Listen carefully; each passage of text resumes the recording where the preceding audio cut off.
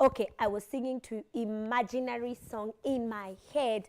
Exactly. But see, imaginary ni yo.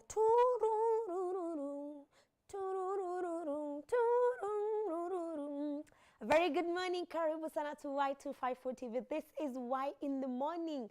And you know, when it's Wednesday, you have the perfect duo. PD, PND, perfect duo. It's Wednesday. Yeah, you saw what I did there. Oh my God. Anyway, very good morning. Karibu sana to Y254 TV. This being a chilly and rainy Wednesday morning, do not worry. It might be chilly outside there, but the stories inside here are hot. Yeah, but my name is Grace Maingi. And then, sijui kwa nini unaniangalia ni kama uniamini. Mimi hata you see now. You know, just because I am looking there does not mean my head is not looking here. Ushaisikia venye mzazi anaangalia hivi lakini kikofi kinakuangukianga hii side. Sasa tena unataka kunipiga. Hey, she's so violent. Unaangalia huku but the coffee inakujanga hivi pa. Ndio venye imekuangukia. Unapindukanga tu pa. Yeah. Sasa unataka kusema nimekuangalia aje?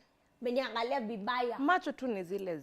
So I told you I cannot control how my eyes are now. Guys, ameniangalia vibaya. Aje sasa. Vibaya. Aje. Vibaya. Nionyeshe basi hiyo vibaya na kaje. Tena okay, sawa. Alright. Okay, Salme, sorry. Good morning. How are you? My name is Valentine or at Color Me Val. Lakini kwa nini uko mbali na mimi? Ni Benja. Ni propaganda. This is a scheme. Alituwekanisha kaona tukiwa karibu na tunapiga kelele sana. Tunapiga kelele sana. Sasa akaona sasa kupeleke world apart. Alafu mimi aniweke world apart ndio ikuwe aje sasa. I think by the time tunamaliza show tutakuwa tumekaribiana. Yes. Mmekuaje? Tunaimba nini kwanza leo? Ushaisikia ile wimbo ya Kongolo yule Sulambaya sio ajabu kwamba alimlisha Elia Kongolo yule mweusi sio ajabu kwamba alimlisha Elisha Elia si Elisha. Lakini wacha nikwambie, what is really wrong with my Kamba people?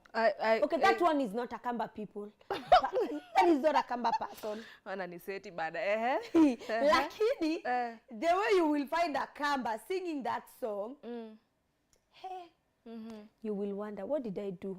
My ancestors, what did I do to you? What happened? What happened? Yeah. Okay. I will not speak on behalf of our ancestors. Thank you very much, but Rada, mbona unakujanga na brand new song that I have no idea about? Do you research? Inakujanga tu. Hey. Nothing against you. No, nothing. Hey. Unaonanga unaniseti by the way. Hakuna kitu. Sikwange nikikuseti. Sasa kukwambia tu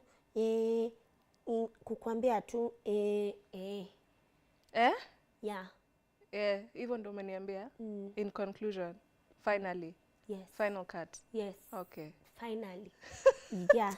Yeah. Yeah, how was your Kukwambia week? my week was Tangu Wednesday. na count plus zote zenye nimekuwa. Like account nimekuwa wapi ndio nione kama wiki yangu ilikuwa sawa. Okay. Where was I? Where was I? Hakuna, nilikuwa tu kwa nyumba. My week was good. Ulifanya nini kwa nyumba? Hey, a lot of writing, left, right and center. Oh, writing report, oh, writing this, oh, writing that, oh. Mkiniona guys ukunja mni hug tu, I am not okay. Na alituambia hivyo last week na sitakuhug leo, ndakuhug. Ndakupatia hug. Ujani hug. Ndakupatia hug. Ujani hug. Tusimame tuhagane. Tutaharibu situation huko nyuma. But nita make sure nimempea hug mzito. Yeah. Yes. Yeah. So niambie, uko na story gani this week ya kuniambia? Mimi niko na story kweli. Tulikuwa tunaongelea nini? Asubuhi. Sasa ona bado ni asubuhi. Okay, let me give you a bit of context. So tukiwa pale behind the scenes nyuma ya tent, tukiwa na one of our favorite makeup artists, her name is Vero. Ulitupata tukiongea story gani? Tumeongea story big. Hata sikumbuki. Sikumbuki niliwapata tukiongea story gani? Okay. Oh, yes. I was asking her. I had a conversation with two different people during the, actually after. Tuko Wednesday. So I think moja nimemongelesha Monday na Sunday. Moja alifuatilia mwingine. So I'm talking to two people, different gender, female, male. Now the female one is in ako kwa ndoa, like legit, like mbele ya Mungu na everyone else, sign certificate, nyof. Oh, alifanya harusi 2 years ago. Actually nilikuwa napitia simu yangu niko nilikuwa napitia simu nikidelete vitu. This is how the story starts. Sorry. Yes, how the story starts. So suddenly, hivyo tu venye unakaa tu nafikiria mtu akanipigia simu hiyo usiku. I'm like, hata ni wewe niko nafikiria leo nimepata memories zako kwa simu yangu. It's been 2 years, congratulations. Ako, why are you celebrating more than us? Sasa tukaanza conversation nyingine. Then it led me to believe wenye wako kwa ndoa wanataka kutoka. Na wenye wako nje wanataka kuingia. Now, the next person I was talking to was a guy. So yeye ameniambia ameshinda kitafuta pesa mwaka huu ndio by next year anaoa. Is for inside, like him, he has already planned himself accordingly. I'm like, bro, why are you such in a hurry? Although pia si rika yetu, he's a bit older. So maybe motivation ni miaka, but yetu anasikia tu ako ready kukua kwa ndoa. But niko, these are two different people telling me two different things. One is inside, one is outside. One is outside. The one outside, but it's usually it's the reality out here. The ones inside want to go out, to leave. And the ones outside want to jump in. Yeah. Hey. Yeah. Your contrast ilinifurahisha. And they don't know each other. I'm a mutual friend, hawajai kutana, hata sidhani wanajuana majina, but it was just so interesting how napata two different sides of the coin. Niko, ama nitulie tu, but niliambiwa nisijitume. So sitajituma. Utaki kujituma? Utaki tukule keki? Keki tunaweza kula anytime. Ukumbuke hata your guest last week alituambia tusijitume. Like, let it be your time. Wacheni sasa to discuss hiyo story juu ayuko hapa leo. Let it be your time ama ufikie tu season yako. Usikimbie vitu. My God. Wewe, don't run. Okay, walk. Mulisikia hiyo story ya last week. Hey. Naifikiria nachoka tena. Remind us, ama wenye hawakuwatch tuambie what happened. What happened was I had a guest last week on Inspiring Stories. And then this woman has had 16 miscarriages.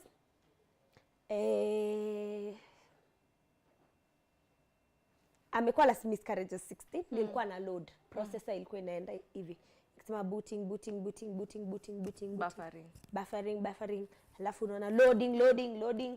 Halafu kishamaliza inaenda inazunguka inafika mwisho. So nishafika hapo kwa mwisho. So all the information has loaded. So I had a guest last week. She's a bishop, a mother of 2 and 1 adopted 3. sana nafaa kusema mother of 3 Yeah. but 1 adopted. Yes, so amezaa watoto wawili. Okay, amejifungua watoto wawili. Alafu wacha nikuulize kabla niendelee hiyo story madam. Do you remember what we used to call euphemism in English? What did we used to call it? Euphemism. You remember euphemism? Like you remember euphemism? Si ndio? So si ndio nimesema amezaa ndo nikakumbuka euphemism. Oh yeah, guys, if you don't know what euphemism ni ile word yenye unatumianga tusitumie. Sijai understand kwa nini wanasemanga ati ni maneno ya aibu. Maneno ya aibu wapi? Kama uliza. Mambo ya kusema alijifungua mtoto. Wow. Mambo ya kusema naomba kwenda msalani ama naomba kwenda kujisaidia. If you're susuing, kama mtoto. I love the way kids are very innocent. I will ask my nephew. What though? Hapana auntie, hapana mpupu. And he's okay. Hapana mpupu. Auntie, mimi nataka protein susu. Okay. Sijui tulidanganywa la shule wapi lazima tulicomplicate vitu. Ngoja nataka kuchukua simu yangu ni Google euphemism kwanza. Nime go back to childhood trauma. Acha nikusaidie. Nataka Oxford Dictionary. Back to my story. The lady, this lady has been married. One, she has had 3 children. That is, 1 is adopted and then akona watoto wawili wakubwa boys. And then this woman was in an abusive marriage, and not just abusive physically, it was abusive emotionally, and she was in an infidelity situation. Not just that, she had 16 miscarriages. 16. 1, 2, 3, 4 mpaka 16. And the 16th baby was very interesting. She had a 5 months pregnancy, slept, woke up in the morning, the pregnancy was no longer there. Her stomach was flat. Na sikupigi stories za jaba, alikuwa hapa last week akitupea story. She told us the 16th pregnancy alifikisha 5 months, and while she was 5 months pregnant, she slept, and when she woke up in the morning her stomach was ni kama balloon imefanya kutobolewa. Hey, you're graphic but okay. All right. Si unajua mtu anashangaa, what do you mean by her stomach was flat? Si ni wenye una deflating balloon. Okay. Yeah. Sawa. Okay. But the things that woman has gone through, where you pick a man from the gutters, you make him, and then you give him wings to beat you. Wow. Ati you give him wings to beat you? Yeah. Like, you see the way mtu anasemanga, I see you've grown wings, I'll clip them. So this one, she gave him the wings to beat her. Like, you get, not that she did it willingly, but na kusumbua tu, but continue.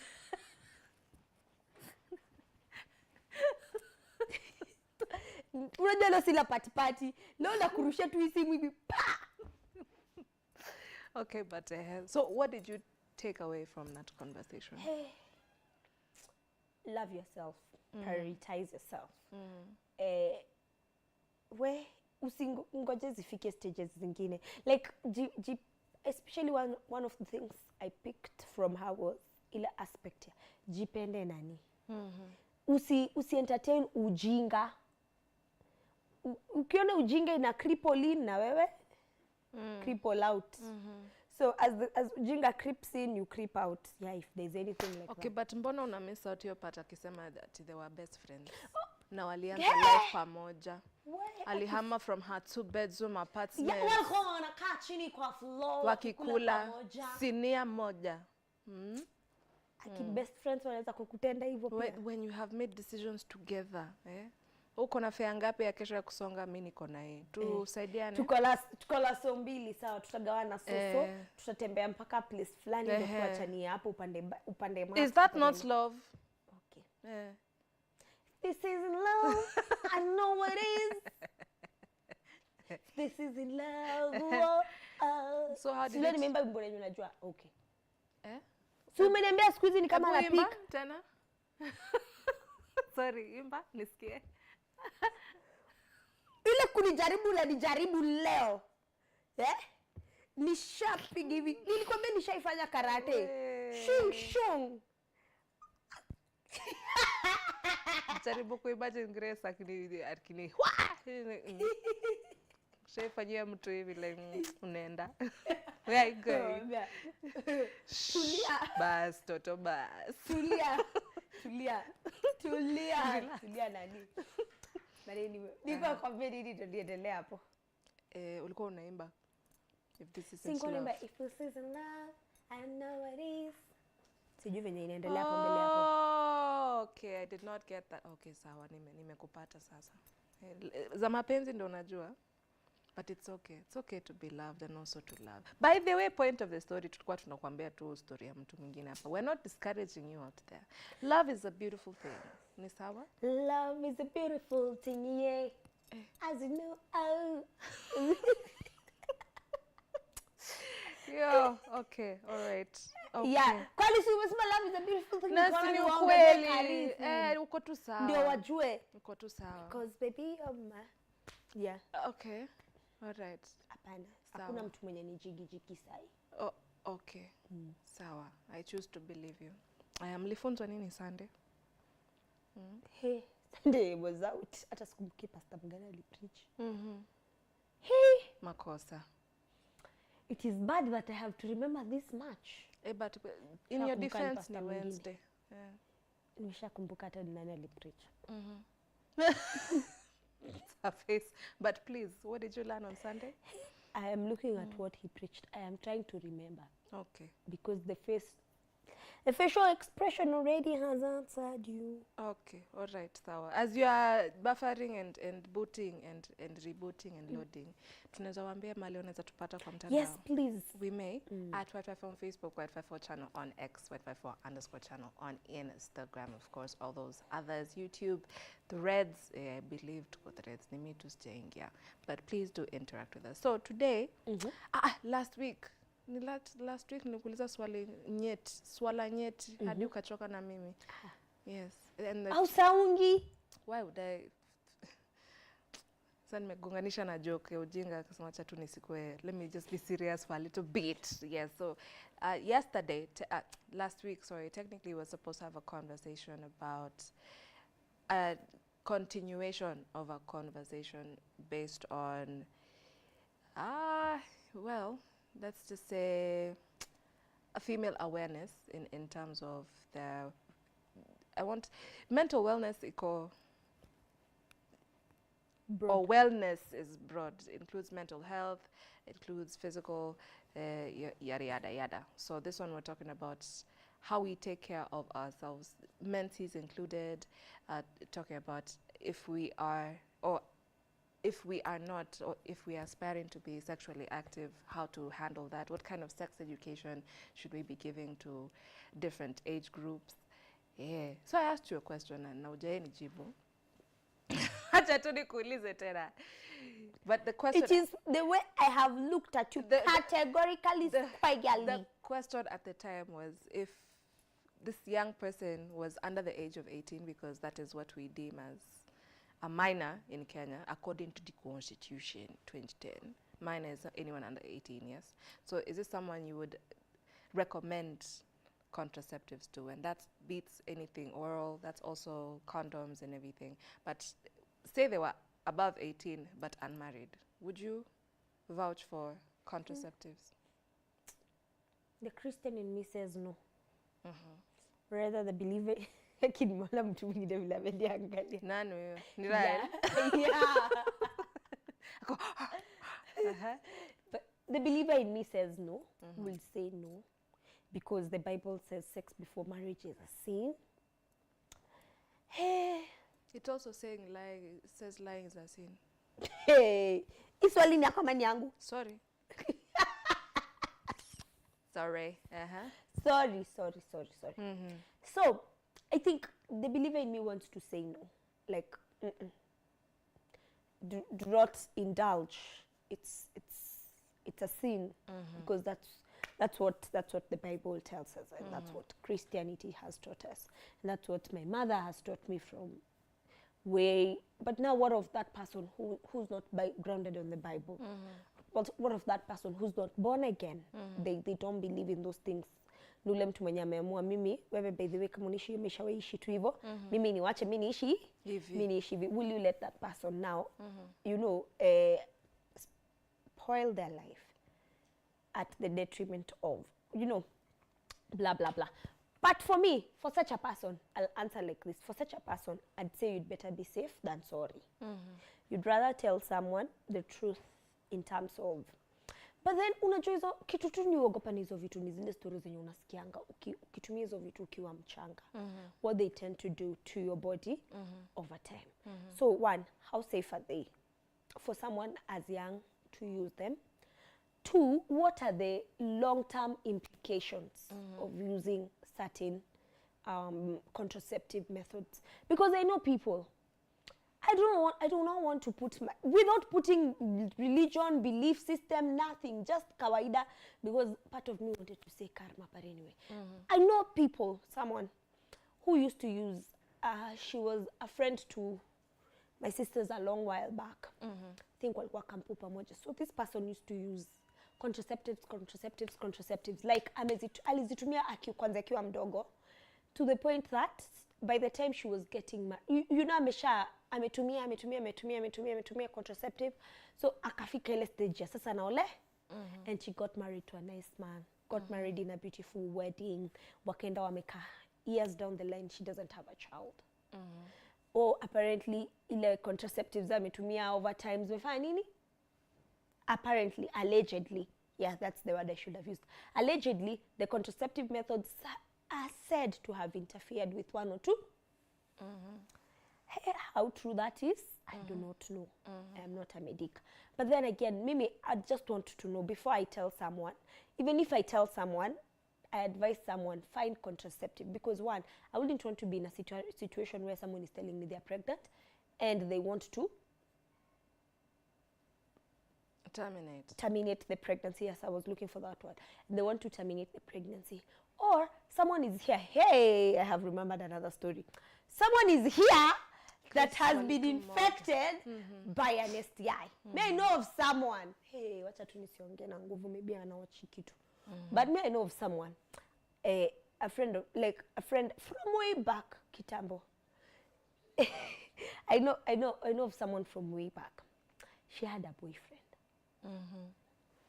This Chile had a boyfriend who was way above her league. Like, ushayona wale takwaja, si ma boys wa Subaru, those ones were Benz, those ones were the uncle akona pesa, akona nyumba Kisumu, akona nyumba Mombasa, akona nyumba Nairobi. Tunakula pesa ya pension hapo. Akona nyumba Kisumu, akona nyumba Mombasa, akona nyumba Nairobi. Aya amechukua kasichana kadogo kwa campus. Wameanza kupush. Sisi tulafurahi kwanza, sisi ndio wakuru. Tuko hapo wakurugenzi, tula advice rafiki yetu afanye nini? And like sisi ndio like unaona kamati ya kuvet hiyo kijana. So sisi juu tunakula. Tuko campus tulikuwa tunapoa 5k. Hey, kila mtu. Hey, chapa money. Who is teaching Grace these things? Tulikuwa tuna chop money. Tulikuwa tunapoa pesa. Huyo msichana kwake aka-upgradewa kwanza katoka ile nyumba alikuwa anaishi mbaya. Akaenda nyumba poa. So ameomoka. Sasa tuko campus. So sisi, okay, there's a mentality, especially when you're in campus, you don't have money, you're depending on your parents. And there's a mentality that ukiona mtu akona cast, like, you know, there's that excitement. So sisi tuko tunaenda kwa rafiki yetu kukula breakfast, juu kwa kwake kuko na ham, cheese, and sausages, and the boyfriend does not mind restocking. So what we didn't know, okay, this story is bringing me to that place here. Mbona nilikuwa nasema story ya STI. What we didn't know was that this girl, much as she was enjoying flamboyancy and the money was there and everything, was that she was dealing with a narcissist. One.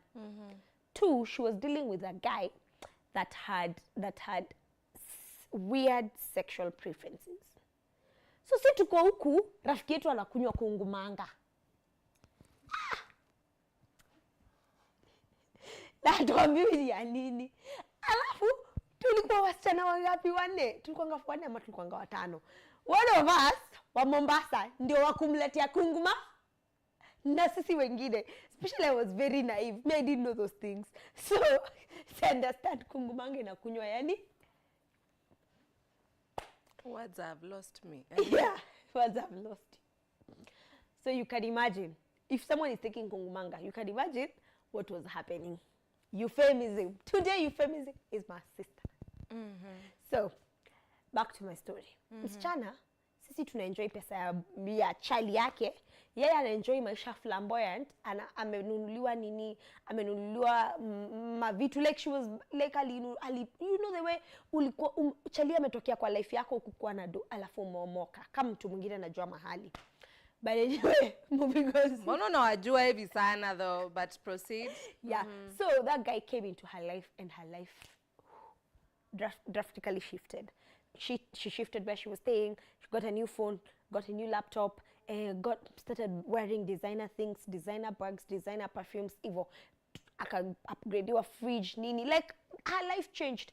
But that came, that's besides the story. Okay, I have to be dramatic. Lazima niwape your story because I don't know niende kwa point yangu.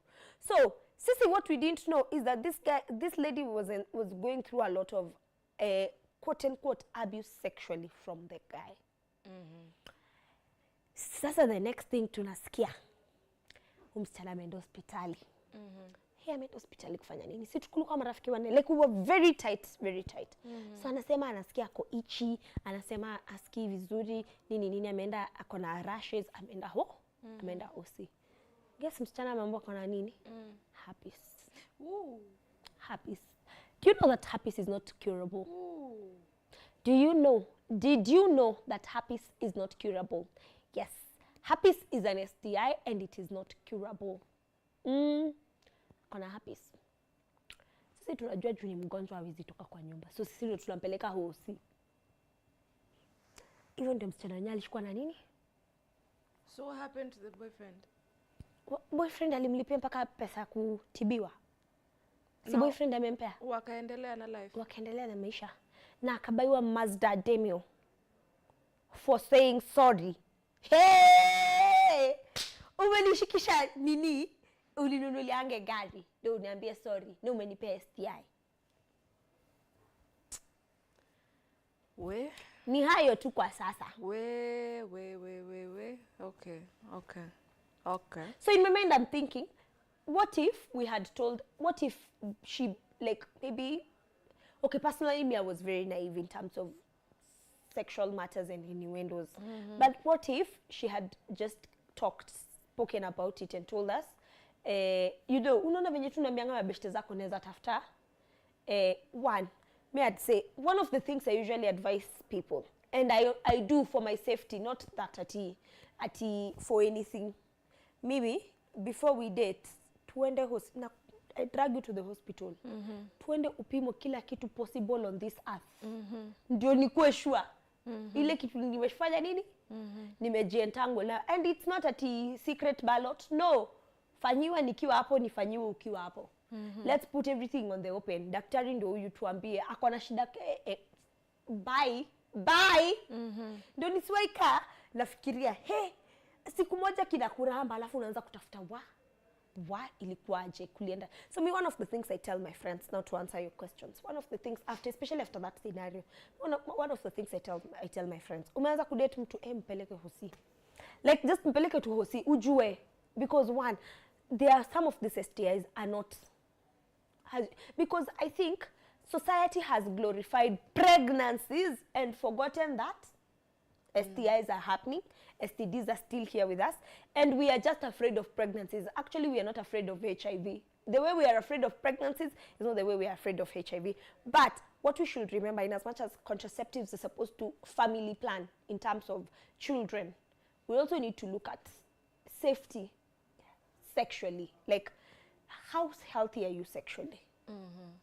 Because for me, it cuts across, not just contraceptives. Because we are telling these people, it's okay usipate mimba, but what if una contract vitu zingine juu sasa upati mimba? You know, because most of these contraceptives are just preventing pregnancies unless you're using condoms.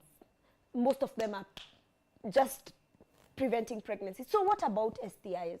What about STDs? What about sexual hygiene? What about all those other things that are not pregnancy? Because they are there, they are with us. Herpes is not curable. Ni kama HIV, you just manage herpes. Siku moja iko high, siku nyingine iko low. What happens? Mtu ameenda amecontract huko sijui zile what I forgot hizo manini za STIs, hizo syphilis and all that. So in as much as we are telling the society, rather we are telling young people, young women and men that take contraceptives, be healthy, like don't get a baby. Also, while you're not getting a baby, watch on your sexual health. Unaweza kuku nje unaogopa tu mimba peke yake na uko na ugonjwa mwingine iko ndani. Wewe unafikiria umedungwa sindano upati mimba, ukisawa mimba umedeal nayo, umedeal na STI, umedeal na STD, umedeal na HIV. You've taken like 3 questions I was going to ask you next, alafu ukazijibu zote all at once, because yes, it's true. We hear of teenage pregnancies, which is just basically early pregnancies, but people are more afraid of apparently mimba unaona exactly. That's a lot of those things that are happening. Me usema if there's anything, peleka mtu hosi. Especially if this is someone you see yourself walking the journey of life with, in terms whether it is for 2 months, it is for forever down the altar, it is whichever. Bora wewe mtu unampenda na mnataka kuanza kitu inakaka relationship, mimi usema drag that person to the hospital. If they care about you, they'll go. Umeka, if they will, okay. I appreciate that, and I just want to throw into the mix that perhaps your time ulikuwa una get tested, he might engonga you at some point. So just be constant. Let the K for checking be constant, even if it's just yourself. K for constant. All right, so let me put you in a different setting, and this is a time when your guest Bishop was talking. Okay, though she's on a different age bracket, akituambia venye sasa wazazi wake, they got married very young at 18 and all these things, and there was a generation and time where hata umechelewa by 18 kama hujapata mutu, and the mutu is usually quite older than you, so you start baby making very early in your life. I don't know if it was because of lack of education for girls at the time, but if we were to go back to that system, or if you were to address that system, how would you address it? Hey, I'm not sure. I'm not sure. What is making you unsure? Siko sure what I would say.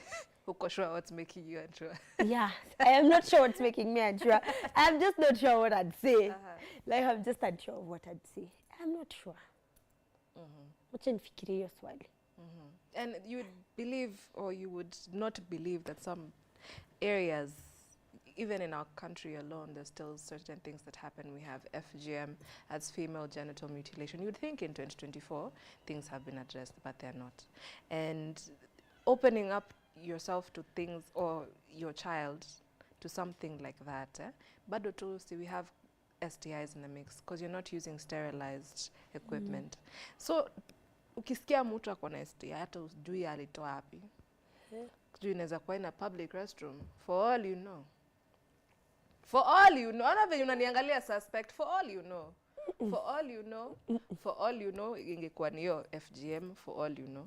Hujaisikia mtu ametoa UTI mahali tu na ako tu ajai atajaribu kumix na other gender.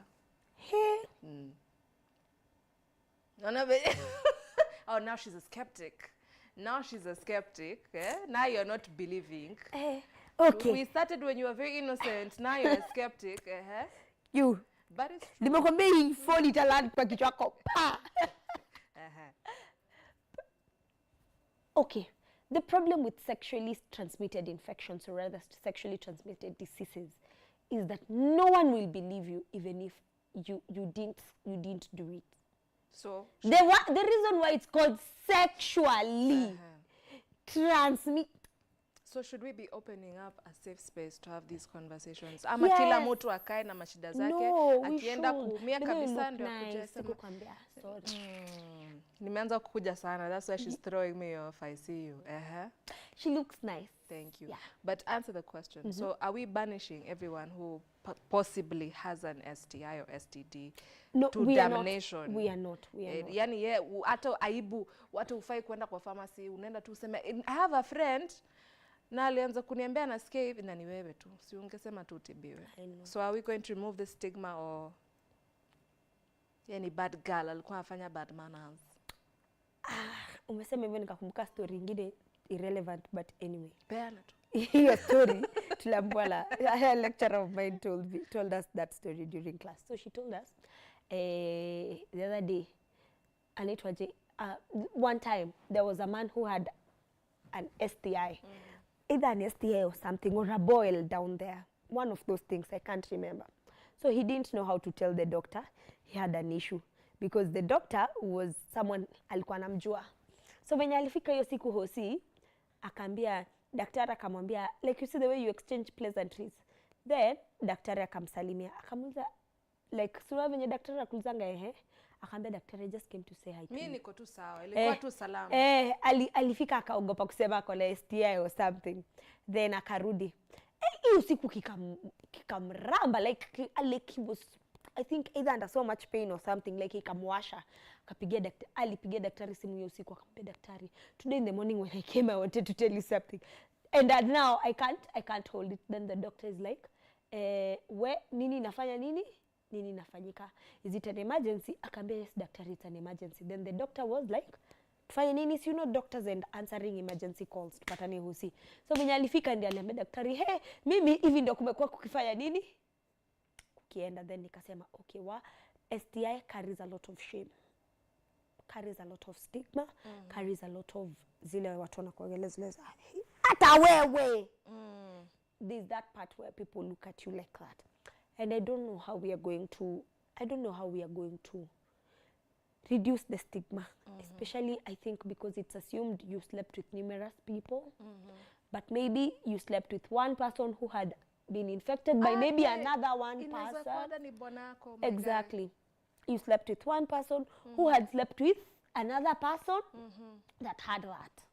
So it doesn't have to be that maybe ulilala na watu 50. Maybe ulilala tu na mtu mmoja. Na huyu mtu mmoja pia yeye alikuwa amelala na mwingine mwenye ako nayo. So I don't know.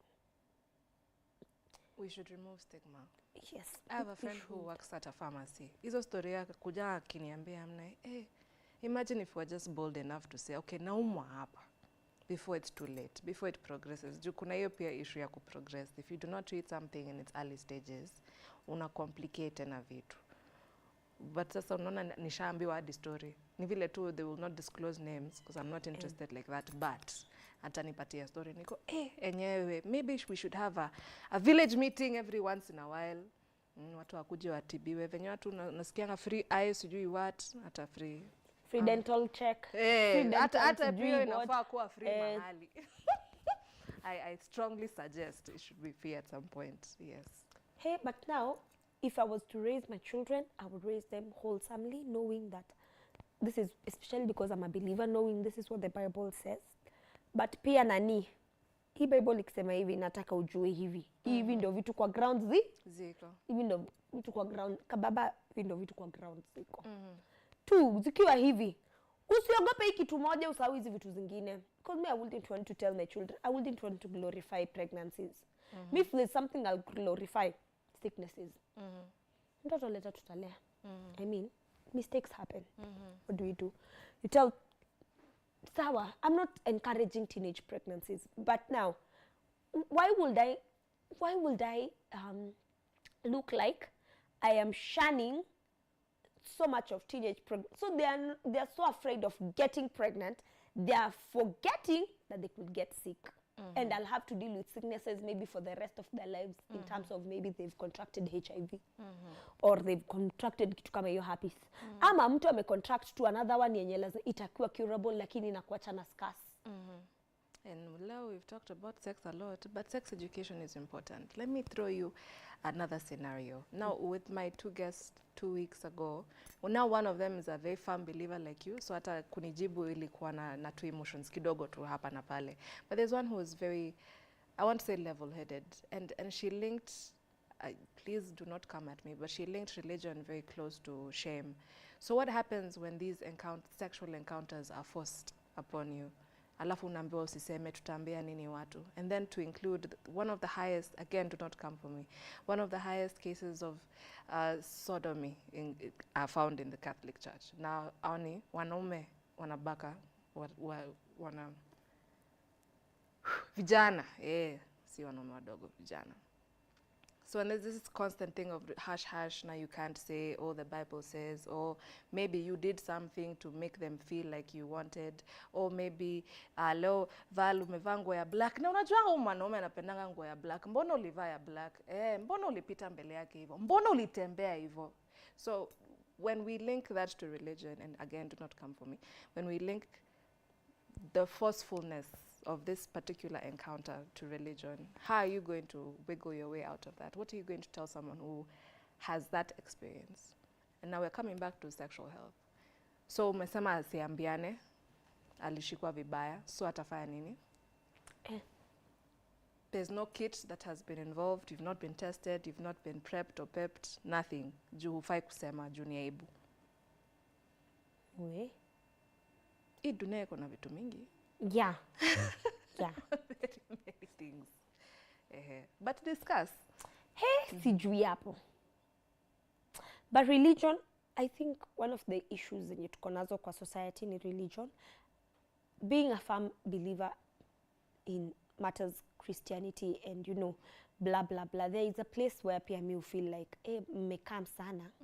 Mmekam sana because mtu amefanya hivi juu umeokoka usiseme, juu umeokoka alafu sasa ukwe kama mimi mtoto wa pastor. My God. Now what happens to people who have been kina Kuramba Pro Max? It's I don't know if I want to call a known fact, but ukipata sana ukiangalia demographics in the church, you'd find a lot of women and children, and maybe nowadays it's youth, but they're the most vulnerable in society. So mimi nikishikwa na kashida kadogo, naenda kufanya nini? Naenda kuomba. Nikienda hapo pastor ananiambia niende nimuone kwake kwanza, si ndio? Aniombee vizuri. Let me tell you, religion brainwashing is real. It's very real. Did we not just unearth how many bodies just religion the other brainwashing year? Is real. I think hapo ndio ile part naambianga watu, kwanza nyinyi watu mmeokoka, read the Bible for yourself, know God for yourself, have your own personal beliefs.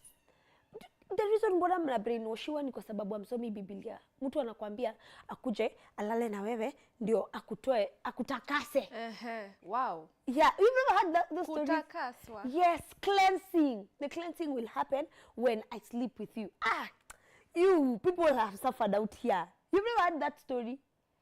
Me, I've had that story from a woman who was told that pastor alimwambia, ni pastor or those Catholic whatever, one of those things, alimwambia aende kwake, father, priest, call them, I don't know, just a pastor, let me call them just that. A religious leader told the woman, because she was going through a lot of issues with the husband, and the husband, I think, alikuwa amecheat. You see the way you umechitiwa, uko na issues, and then umeenda kutafuta help kutoka kwa your pastor, because you're imagining that your pastor will help you either pray or do something. That woman went. Amefika kwa pastor. Guess what? Pastor akamwambia hiyo kwanza venye bwana yake amemdefile, yeye ndiye atamcleanse. Wow. Na cleansing itakuja akifanya nini? Yeah. Akihave intercourse na yeye. Nikasema, why are you not using your head? Where is it written in the Bible that a man will sleep with you to cleanse you? Hey! And that is how it went down. Yeah. Sasa akienda kwa pharmacy saya amesema amepata STD. There was a documentary, I can't remember which one. There was a documentary sometime nani Stella was watching.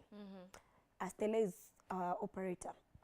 So Stella was watching a documentary and it was very interesting because it was showing how religion has brainwashed women and young children into being sexually assaulted. Because you go to a pastor, they tell you ukilala na yeye atakutransferia nyota, ukilala na hizo vitu nilisikia kwa hiyo documentary nilisha. Wow. Ukilala na huyo mtu atakutransferia nyota, ukilala na huyo mtu sijui nini itafanyika, and these are white women. Plus black women. Plus African women. And it is still here in Kenya. It is still ongoing. Yes. And it affects, I want to say literate and literate alike, but in this generation, the illiterate will be the ones who can learn but cannot unlearn and relearn. Sawa kujua read and write basics, good for us as a generation, but if you cannot learn and learn, then relearn, shida. Hey, mimi, hii story tu ya sex education, sijui tutafikishana wapi nayo. But yeah, I think that's my stand. For me, my children, I'll tell my children I'll twist the whole curve ball around. Tell them about religion. Tell them about Bible, not religion. Tell them about what the Bible says. Turn that curve to tell them what they need to know on the ground. And 3, tell them what science says. Simple. So that mtoto asikange huko anaenda kutafuta information huko nje, kwa sababu hiyo information afanye nini? Aipati home. That's what I was just going to say. It sounds like you're saying knowledge is power. Because nowadays we can access. Bora tu kona smartphone. Within seconds, 0.3 seconds. Ushai Google kitu inakwambia 0.3 seconds. Nilikwambia my niece told me when my sister was expectant. My niece told me. And she was, I think, 3 actually. Yes, she was 3. Because they have 2 years age difference with the young boy. She was 3 that time. Do you know what she told me? Auntie, wajua kwa tumbo ya mami kuna mtoto. Wow. Kuna mtoto wetu kwa tumbo ya mami. So if mtoto anajua ako 3 years na anajua kwa tumbo ya mami kuko na nini? Jua aliuliza mami kwa nini tumbo yake ni kubwa. Mami akamwambia ndani hiyo tumbo kuko na mtoto. If that child at the age of 3 years knows that kwa tumbo ya mami kuko na mtoto. Mimi when my siblings mimi niliambiwa tu ni kunaona. Na nika believe the whole time. Huwa anaona tu ako tu sawa. Yeah. Clearly different. Exactly. I think we are raising children in a different generation, not the generation ya our parents, not the generation yenye imepita. And therefore nowadays, if you don't tell them, the internet will tell them, the society will tell them, and it will tell them wrongly. That's the problem. They won't tell them the way you ought to have told them. Because when it comes from you, there's a sense of, me I want to be buddies na watoto wangu. Me I want to be buddies zile style zenye wako free kuniambia madhe wacha nikushow. Nimeona dem fulani pale ameweza. Like this the way you sit down with children, hear them out, they tell you stories. Akwambia mona dem ama kuna dem ana like. Let them not be afraid. Me I'd be like, bring her, wacha tumuone. You would rather fanya hapa mbele yangu penye naweza kuadvise kuliko huko nyuma kwenye umejificha kwenye siwezi kuadvise. Kidogo kidogo unaanza kuniambia ulipea msichana wenyewe mimba. Kidogo kidogo unaanza kuniambia uko na sijui umeshikwa na ugonjwa gani. Fanyia tu hapa penye niko. Like of course you won't tell them. Let me tell you, someone said this trick parents do. Let them know that it's okay, let them know that they are comfortable with you, but of course hawakubalingi hao wote wakikuja, so you will know wewe ndio unafanya nini. Huyu hatawezi, huyo si msupu. By the time he realizes it, he's already ushaanza kwa trick psychology hata kabla asha grow. I don't want him to feel like I don't want him or her to feel like madhe anakataa hii story. Lakini I also don't want them to feel like I am endorsing it. So what will I do? Feel free to talk to mama. We are balancing. Sawa, mam nimeona, okay, mlete nimuone.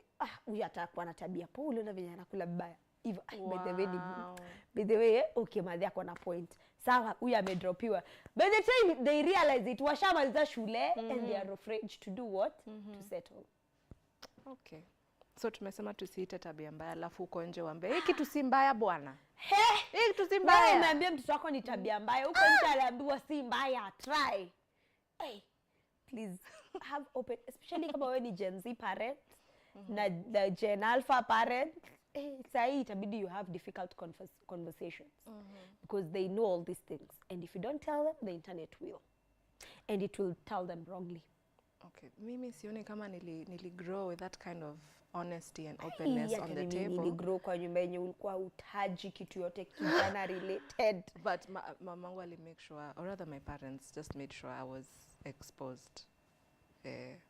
Being exposed pia inafanya usikwe exposure, exactly. Not impressed by funny things bwana. Sasa hiyo ndio okay sawa. Wacha si uongo. Guy, give your children exposure, and exposure doesn't mean education alone.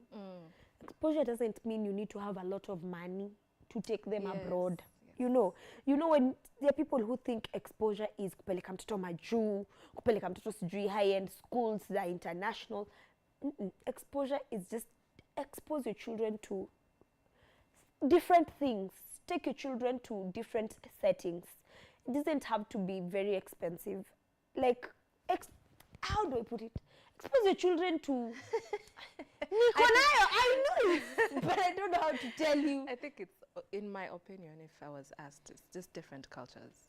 Thank you. So for Thank example, sisi kwetu tunapenda tunafanyanga hivi, unapeleke place ingine waone kitu ingine. Wewe unadhani huku kwa nyumba samaki inafaa kupikwa hivi? No, enda mali samaki imetoka kwanza. Uone venye na deal nayo, then just actually you put it, I wouldn't have put it better than you did. Yeah. That's exposure. Not all the time pilau njeri, endo ujue venye pilau ya ukweli inafaa kwa. Kuna time flani my mom was telling some people, she was talking up to some people, she was telling them, toka nje, enda ingia Java, jibaie kahawa, kaa chini, kunywa kahawa ya 300 na uende home, na ukule keki ya 500. By the time una realize umekunywa chai na keki 800. Like, hesabu, especially for a parent who is struggling somewhere na uko ndani, or for someone who is struggling, that mahesabu haifanyi nini? Haingiani. 800 ni chakula ya wiki mzima bwana. Ugali sukuma. Unaniambiaje nikule 800 chai, kahawa na keki? I add up, but let me tell you, what it will do to your brain, you don't know. Hata watu wenye na kuanga uko ndani hawachekangi venye si ucheka huko. I know. Dekora. Toka nje. They'll be like, toka nje. Enda nje. Ona vitu. Urpak ni free siku hizi kwanza on weekend. Si alifanya ni free. Arboretum ni 50 bob, 65 bob. Like, just get out, breathe a different air. Nimesema air, okay, yeah. I told you cows don't have H. So we strangle. that was funny. I tell you cows struggle. But let me tell you, what Val is saying is very important. Just go out. Let me tell you, someone said something the other day before we go. Someone said something the other day. Alisema, one of these high-end restaurants, alikuwa anajambia hizo ba restaurants ni za watu wado, akiwa bado anaishi kibed-sitter fulani, and right now that man, sitaki kumtaja because ni public figure ako kwa public spaces, but alipenda hiyo story public, so mbona anaogopa kusema, but anyway, so alisema alienda one of hasemi bado, but okay, continue. No, ni juu alisema hiyo story ya kipreach, like it's even on YouTube. So I was wondering, mbona naogopa kusema nikani kitu aliniambia personal. Anyway, so this Apostle T said one time that alikuwa anaongea about mindset, shifting your mindset. So he was saying before his mindset shifted, he was living in some bed-sitter. Na huko sijui wapi na huko. Na alikuwa anaona hizi high-end hotels. Anajiambia, hizo hotels ni za watu wameomo, za watu wameomoka. Siku moja akasema, acha niende hiyo hoteli nione kunafanyika nini itafanyika. Haya. Hiyo time alikuwa na gari fulani ilikuwa inafanya chini. Ngiu. Na sasa anaishi kwa ishi kwa bed-sitter. So what did he do? He only had 500 on him. Alienda akapika sembe na alienda akapika sembe fiti na mayai, kagonga mayai 5, kapika sembe akakula akashiba kashiba fiti.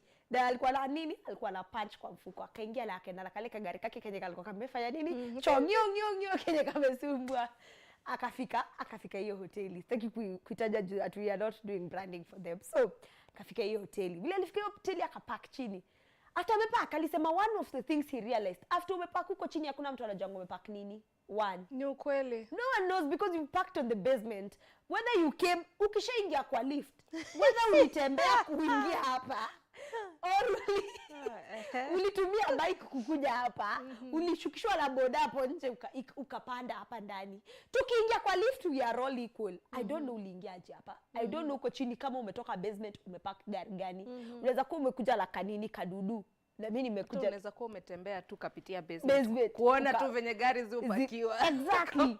So tukiingia kwa lift we are all equal. Alisema number 1, when you're not in a machine in that hotel, ukishaingia, one of the things I realized, one, ukiingia kwa lift you become equal. 2, mkipanda huko juu alivaa suti fiti, akaenda akafika akaambiwa hi sir, akasema aliingia kwa sasa hiyo he's trying to leave the ghetto mindset behind. So venye aliingia akamwambia good morning. Akaingia akamwambia ilikuwa good evening or something. Jioni tu akaambiwa alibehave nikaa anajua kitu kinaendelea. Akasema akaenda akakaa chini akasema okay, you have today's daily. Mtu anaitisha gazeti na atasomangi. Akapewa gazeti. Wakaulizwa what would you like sir? akasema soda is fine, soda is fine, cold Fanta. Which brand? Fanta is okay, bring some ice cubes on the side. Wow.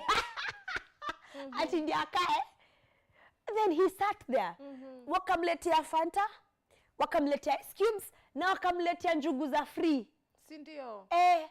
Alipewa kwanza njugu za free before aanze kukunywa soda. Soda alinunua 300.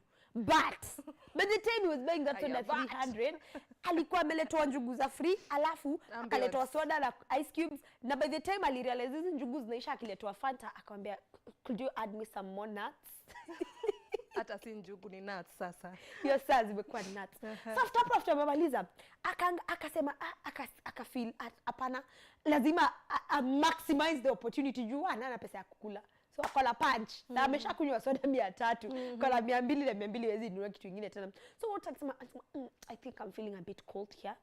Can I sit on the other side? Wow. Even ndio waiter alibebala la soda yake. Sasa anakunywa soda pole pole, amejaza ice cubes ndani, ndio iende kifanya nini? Ikiongezeka. Maji. Akili mtu wa mimi. Akili. Akaingia hiyo side nyingine ya restaurant, akakaa chini. Hakuna mtu anamsumbua, akaangalia wale watu wanaingia hapo ndani. Akarealize mindset yake inafaa kushift. After amemaliza kunywa soda yake akalipa. Katoka akaingia reception. Akaambia receptionist, I just wanted to see what kind of facilities you have. We have a lot of conference opportunities coming up. I just wanted to know if we can use your facilities, the conference, and even lodge our guests. Mtu anaishi kwa bensita na amekuja na chonyo. Akapandishwa akapelekwa mpaka akauliza can I see your presidential suit? Akauliza presidential suit ni pesa ngapi? Aliambiwa 100 sijui and what thousand. Your time ilikuwa 100 ama ni mita. It was a long time ago. So ilikuwa pesa ridiculous.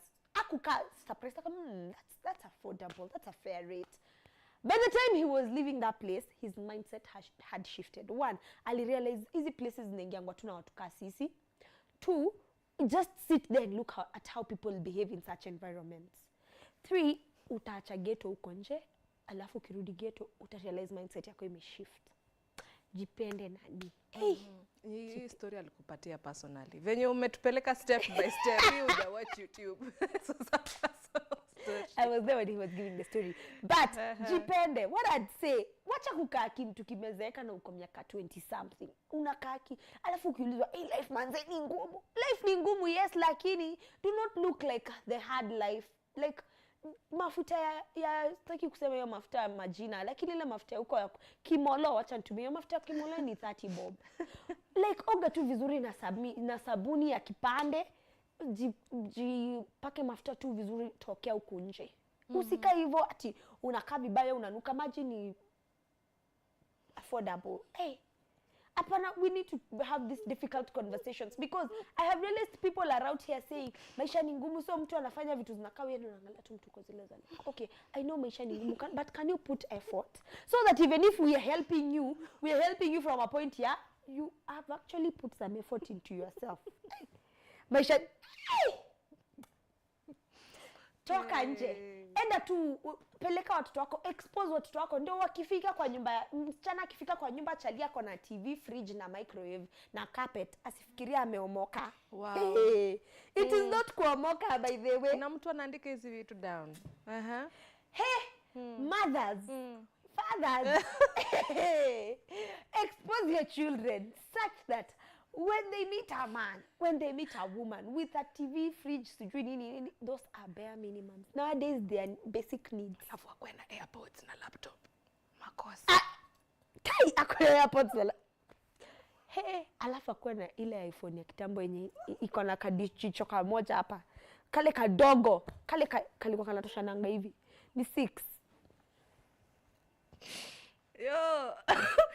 Grace ni kama amewa advise. Sina neno, sina la ziada hapo. Hapana. But ushaiona wasichana ushago kitoka ushago wakuja Nairobi wapate kijana yako la nini. Nyumba anaishi kwa bed sitter, hata si bed sitter, anaishi kwa glorified bed sitter, anaita 1 bedroom. Wifi tu. Umesikia nimeita nini? Glorified bed sitter. Na amejam. Anaishi kwa glorified bed sitter. Alafu juu umeingia kwa ukola TV fulani hivi ya company. Guys, sitaki kusema hiyo company. Some company that is not even company. Alafu akola fridge fulani hapo haina jina ya Kenya, ya brand zenye unajua za Kenya. Wewe umeona tu kijina hapo. Na microwave ni color blue, fridge ni color white, gas cooker ni ile ya Meko, sijui ni color what. Alafu umepatana na carpet ya color green na viti ni color red na curtain ni color blue. Alafu unafikiria, wow, oh my god, this man. Alafu sasa hiyo amekupeleka zile restaurants za pale Tao za chipo ni 120 na soda ni 80 bob. Spend on 200 on you and then you feel like you're okay to give the goodies. Girl, do not. Girls, today I am coming for you, please. That is not the version of Kuomoka. There is more for you out here. There are flights are waiting for you. Hey, my girl. Flights are waiting for you. Business deals, hivi unaambiwa sign hivi kideal. They're waiting for you. Do not lose hope. Sawa. Ni hayo tu kwa sasa. Aya, tupeleke basi. Tuende basi ndio turudi kama tumecheza. Twendeni juni kama hiki kimeanza kwa personal inaanza kukasirika. Twende tupumue kwanza. Twende tupumue. Unajua nimekumbuka mamangu siku ingine ananiuliza ananunua vitu kwa nyumba. Okay, our parents are still wa kitambo. So my mom was asking me the other day kwa nini na stock na pimp nyumba. Na mwanaume nikasema mwanaume mwenye atakuja akuwe intimidated juu nimepimp nyumba yangu, huyo mwanaume is not for me. We are sorry. Yeah. We apologize. Because those are basic needs. Bye guys. We're taking a very short break.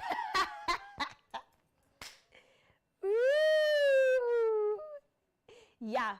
We're taking a very short break. We are going to be back with more Tunacheza Game after this.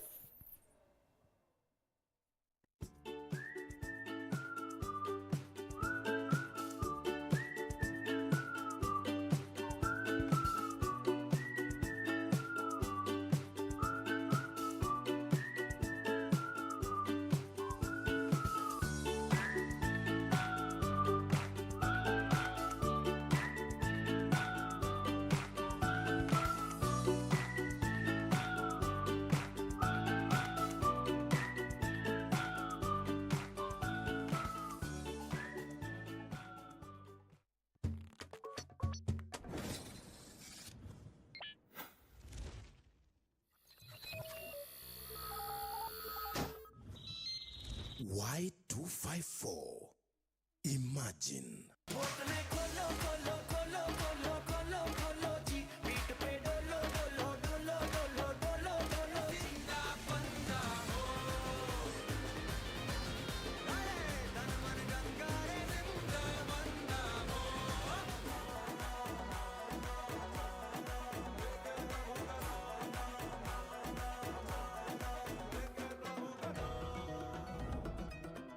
Shining in the setting sun like a pearl upon the ocean. Come and feel me, oh feel me.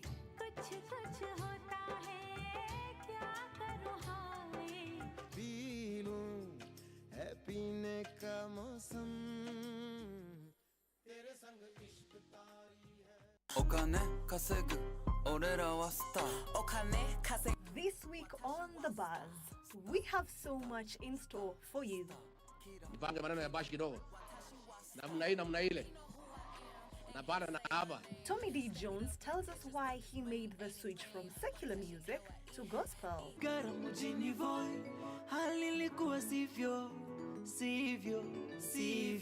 Megan Thee Stallion has a new documentary out and we have all the details. I'm having fun right now and I don't want to do it. And I feel like, how could I be Megan Thee Stallion and I'm not having fun? We highlight the life story of actor Tom Hardy. The wicked character. He's got dark tones and Find out why Josh Wonder is the talk of town. Let's catch up on Wednesday at 7:30 p.m. with me, Eve Nyaga, for this and more. Here on Power Talk Show, we handle conversations of current affairs that directly affect you. We do a deep dive on conversations that involve relationships, mental health, finances, and other trending issues. We also share stories of people who have faced adversaries and managed to overcome them. I'm a person who tried committing suicide 3 times. Yes, before I reached class 7. Tune in to Power Talk each and every Thursday at 7:10 p.m. and join in the conversation with me, Cheryl Blessing, using the hashtag Power Talk.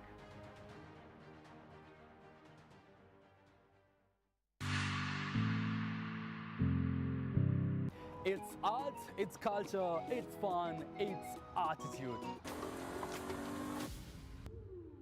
We sample some of the best artistic works locally and beyond our borders. Oh, and don't get me started on the cultural events. Music, dance, fine art, culinary arts, and much, much more. You name it, and we have got you covered.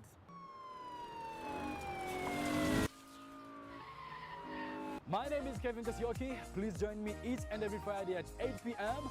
only on Y254 channel.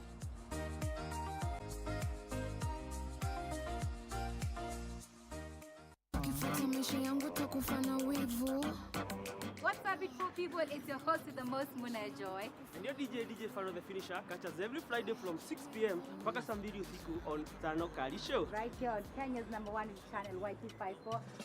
Oh yeah, baby Jamboree. I like the way we gone, buddy. We're going to be giving you hot trending topics that are happening on social media platforms. We will also be interviewing hella talented artists on the show as well. Kama kawaida, I'll be here to give you the best mixes. Alafu sahau pia kuna top 5 hits of the week. All right, see you then. Like I never loved me in my life. So love me like you never loved me. The young generation awakens on Y254, the leading youth TV station in Kenya. We treat you to current affairs, entrepreneurship, health, and human interest conversations. It's art, it's culture. Movies, gossip and trends, sports, drama. We bring you a vibe like no other, straight to your living room. To keep you informed, inspired, entertained, and most of all, refreshed. We are such a vibe. Y254. Imagine.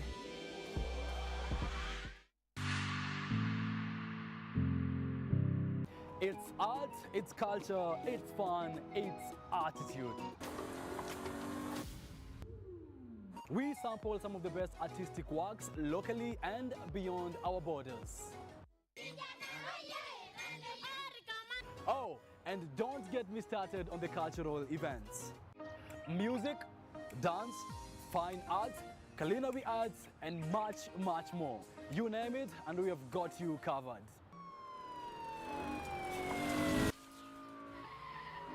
My name is Kevin Kasioki. Please join me each and every Friday at 8 p.m. only on Y254 channel.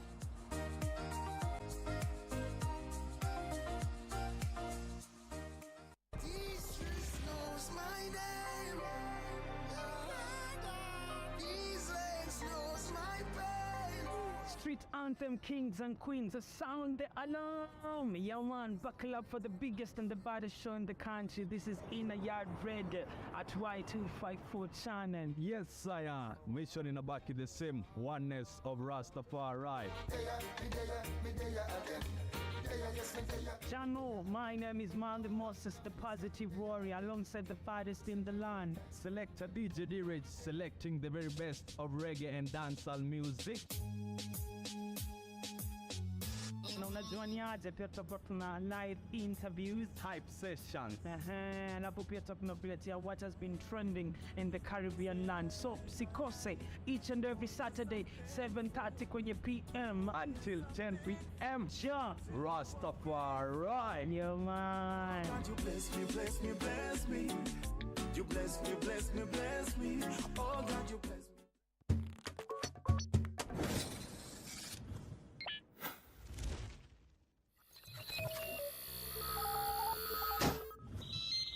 Y254.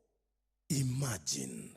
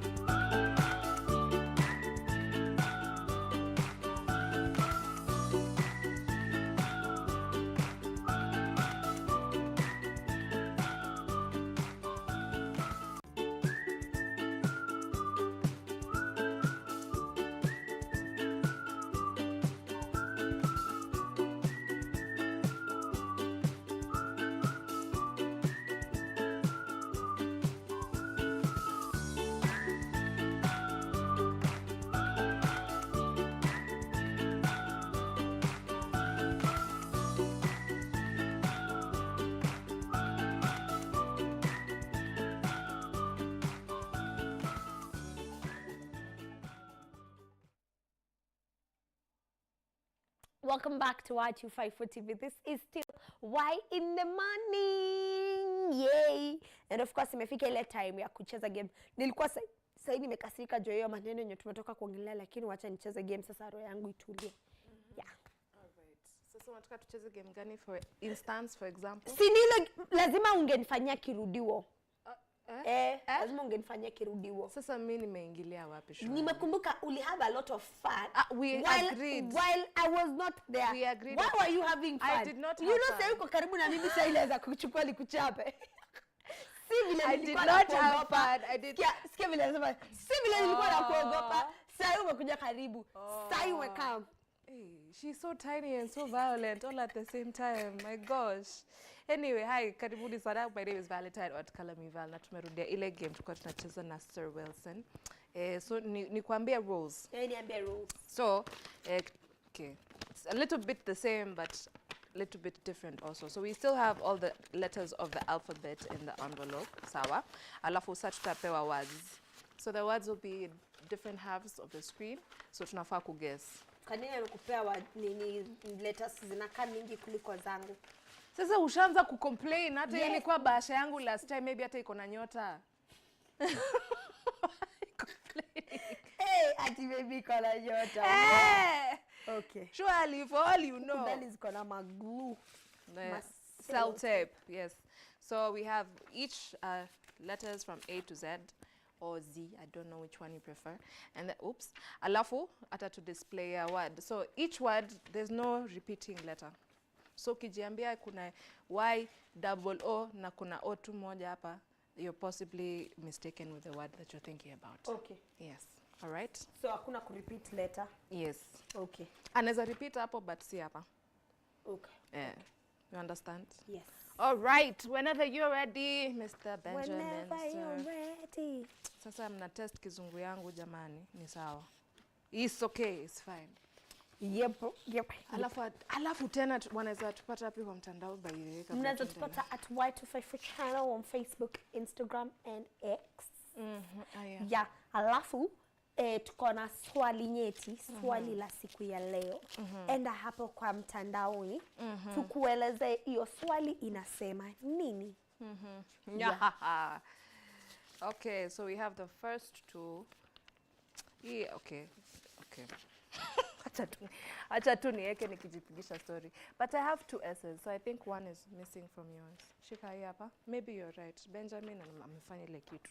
Benjamin, you're setting us up for failure. Nimekuona. I've seen you. Word gani? By the way, what do you think it is? Sasa hii unajua lazima tufikirie tukiongea. I do not know. I do not know. Nimepata yangu. Tusaidiane na yako. Hey, please. Okay. Umetoa hiyo ngoma wapi? Si, juu umesema whenever you're ready. Okay, that was weird. Sasa itashinda ikiniambia the whole day. Ask him for a clue. Sometimes we're allowed to have a clue. Sasa hii clue ni? So it's not... Nilikuwa nimefikiria ni pine, but I iko hapa katikati. So it can't be pine. No. This is I. This is I, yes?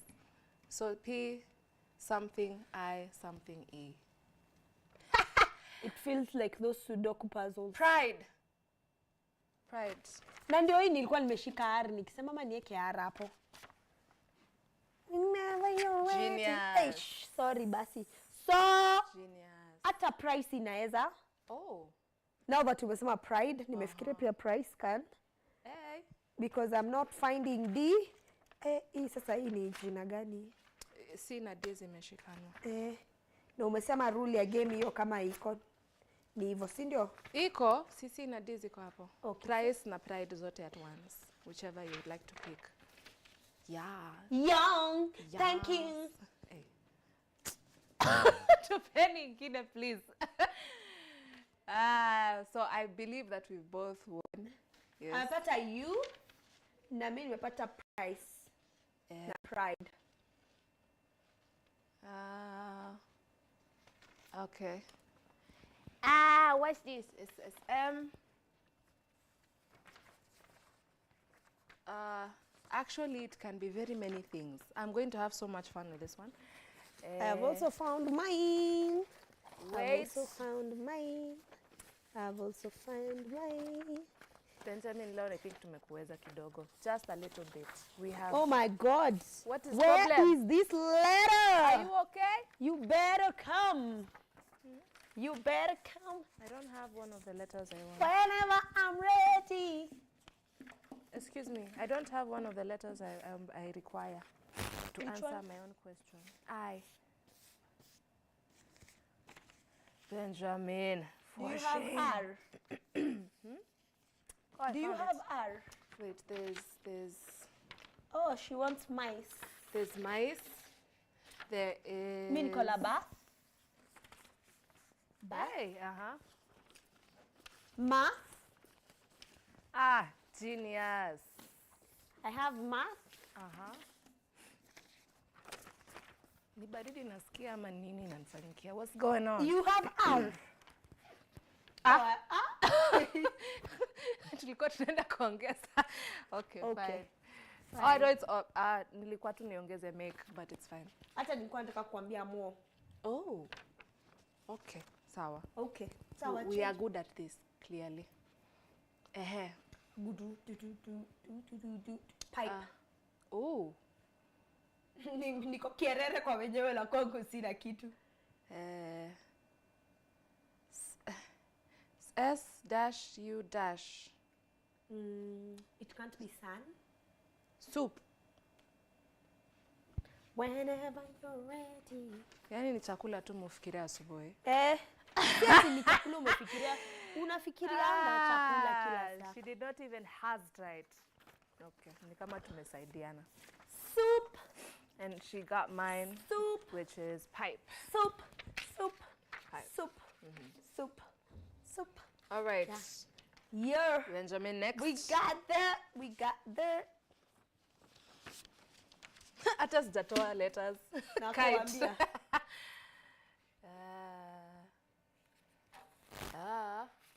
Dash T-E. T-E. Bite. Wise woman. Enyewe. Bite, soup. Za soup. Leo, clearly we can see where her lines, her knees are inclining to. Wherever you're ready. Come. Ooh. Hata sikuwa nimefikiria. But a comb, that can be Dash O dash N. Dash O dash N. Huh? Dash O. Okay, dash N. Something that ends with N. It can't be iron. No, it needs R to be somewhere in the, over here in the middle. Oh! Woo! Huh? No, that It means can't be gone. hata nilikuwa nafikiria long, but time has to be One. here. One. W-O-R-N. One. Okay. Okay, I see you. One ya This kuvaa. is M. Niko na O O. hapo. R. Ndo nataka. What a beautiful day to feel like a genius. Ebu uliza Mr. Director Kenya na plan kutupatia, because I am tired of empty promises now. Of winning games. Keep winning, I keep winning. Andre. Nothing happens. I don't have an R. Ati? Sina R aki. Ama sioni kwa sasa. Shika ndio hii nimekupea yangu. Thank you. That is probably an M, but it works also as a W. Thanks. One. Yes. Kuvaliwa. Alrighty. Just in case haujui kenye tunafanya, tunacheza game, try kujifundisha English. Drive. Hey. Okay. And True. Ooh. Nyewe umekuwa ukiandika reports. I can see you have been writing. Una autocorrect. It is true. True. There you go. True. Okay, we got it. We got it. Broom.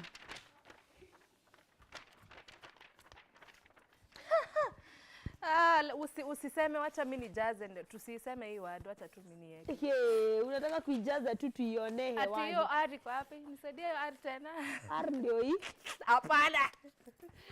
Hiyo ndio naweka. Nisaidie. Guy. You're not nice. But see, a bull has horns, guys. Nini mnataka kufikiria asubuhi yote shwali? If a bull has horns, then it must be. Yes. Limone. Mbona mna overthink? Najua tumetalk about education, but nisaidie la letter M yako. M niko nayo, B ndo sina. B ndo nikirudisha R yako. Brew. Sija kumbuka vile ulikuwa umeandika kwa yako. Broom, guys, broom is broom. Do you know, one of the things I ever did at the onset of my career was to be host for radio. Oh. And one of the shows, funniest shows I did, let me tell you the shows I did a morning drive show. I did a daybreak show. The ones za kusoma Bible na verses. That was the first one I did. I did a morning drive show. I ever did a Friday show. A Kamba show. Yes. Wow. I ever did a Kamba show. And the interesting one I stumbled upon videos the other day was a kids show on Saturday in the morning. So there was this song called I say a boom, chaka boom. I say a boom, chaka boom. I say a waka chaka waka chaka waka chaka boom. So ulikuwa na watoto hapo ndani? Imagine walikuwa wanapiganga simu. But wakifunga shule walikuwa wanakam. So unajichocha tu studio? Yeah, na dance tu peke yangu. I have a video of you dancing by the way. Ilikuwa ni kupost nikasema acha nikupata chini naye kwanza nimuonyeshe If you see Val posting anything of me related, it is not a true story. Not a true story. I do not drove. Hiyo ni? Hapana. I was thinking needle, but needle si iko na ma E mingi. Iko na E ingine. Na D na L na E. N E dash dash E. Never iko na R hapo. Na iko na near no. Nearer. Yenye inaisha na E pia mwisho. Oh my lord. Oh my god. Okay. Say a boom. I both say anything. Nianai. Neither. Never, no. Never. You should watch your movie. Okay. Senje has been bursting into song all day, but for me. Leo ni kama niliamka nikiwa na mood ya kuimba. Yeah. Tusaidie about kupata hii word. Ni. I love it. Pattern is simple. I do. Na sasa imekufanya uko overthink. Nerve. Oh, RVE. Oh, okay, sawa. Okay. Don't make me look for the letters now that you've already told me. So last. Tuendele. Never enough. Doing. Pad. No. Funny enough, niko kwa yako uko kwa yangu. Plan. Doing. Aya tumepata. So atuweki juu tumepata ama? Tunega. So natafuta letter. And L. G. I'm looking for O and G. And spelling is important in this game. Boy. Oh, kumbe I had another the whole time. Oh yeah. One more time. Like I'm singing that song ya watoto. I say a boom. Plan doing. I plan on doing something today. Yeah. I also plan on doing something today. Now, class, very good morning. What is the opposite? Ushaiona mwalimu on TikTok. I'll show you. Okay. Unakuwa wapi? Lakini nimekumbuka ulisema wewe na simu you have discipline. Acha nikwambie jana yote imagine. The last time nilikuwa online nilikuwa leo ni Wednesday, Monday mchana. As in online, as in WhatsApp and others. Okay. Hii mbona inataka kuwa So, fish lakini R, si fish. where is I? I. Yes, Mama. F dash I dash. Everybody do. Oh, also sure. Ah. Sure. Where is you? E sasa ndo. F I. It's not find. Oh. Yo. Ni find. Find. Oe. Genius. Everybody do. Genius. You know, guys, bado nimeanza kufikiria sana, nimeanza kuhisi njaa. Ati? Nimeanza kuhisi njaa, nafikiria sana. I'm using a lot of my brain cells. There you go. Kwa ile kufunika chakula. Si unaona? Hata unafikiria tu food. Yeah, nimeanza kuiona, nika realize why my God. Na si usingizi, I must be rubbing off on you. You're not nice. Nilikwambia nimeamka asubuhi nikikula ice cream. Acha kucheka. I do not know how that is my fault. Benjamin, tushamaliza hapa jamani. Ama zimeisha. Guys, please help us. Oh, ushaiona hizi nini za Cocomelon? Ama Njuli mbona ina utu tunini twa Dora the Explorer. Help us find the Veil inaspeliwa hivi. Veil inaspeliwa hivi alafu sasa nitafutie yangu. Alone. Why is it so easy to think about someone else's? I know.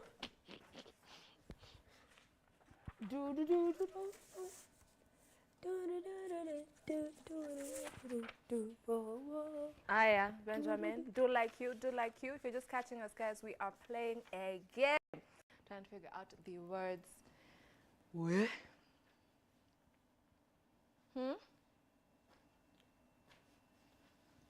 E dash E dash T. Evert? No, that would be avert. E. Oh, ati? Eject. Ah! Nilisema kabla nini. To may have the same thought. Eject. Yes, eject. Every. Ooh. Kuna ingine? Every si hivyo. Kuna ingine? Nimeona hiyo nini leta sahi. Iko swali. Why? Where are you? Come on. Aya, erect pia. As in building. Erect a building. Namwache kufikwa hivi asubuhi, please. I need you to be focused. I'm about to laugh nianguke hapa chini. But anyway. Umepata? Every. Ama every iko na inakuanga na ingine hapa. Mahali. Hapa. Every. No. Ari. When the nini unaanza kukani kama kuna kanika kuna stua. Ati? Ari. Eerie. Oh, E-E-R-I. Iko na E hapo mwisho. Guys, nisaidieni.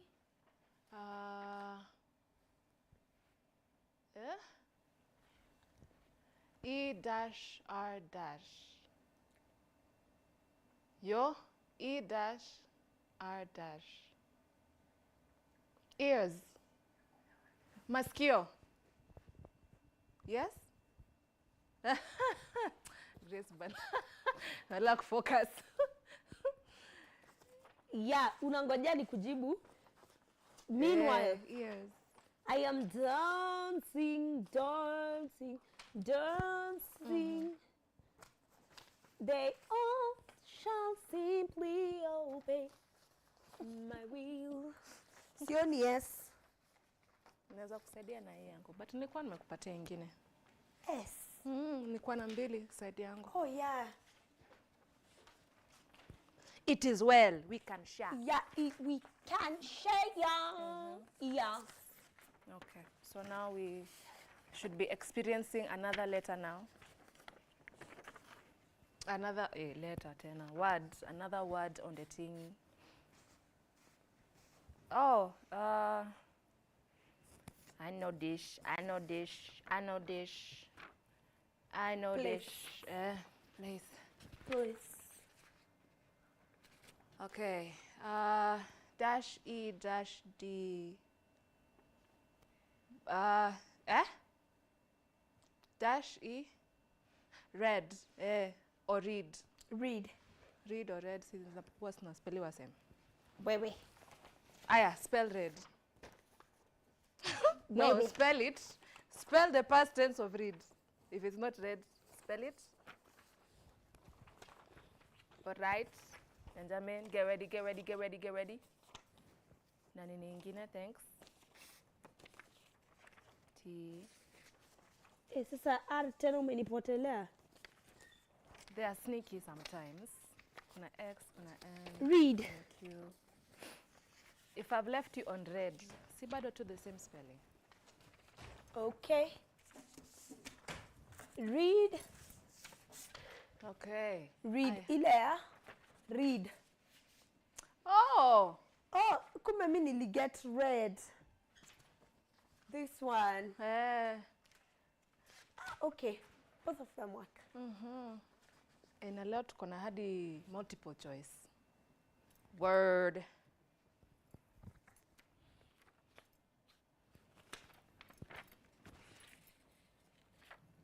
High. GH. How high are you going? Jump.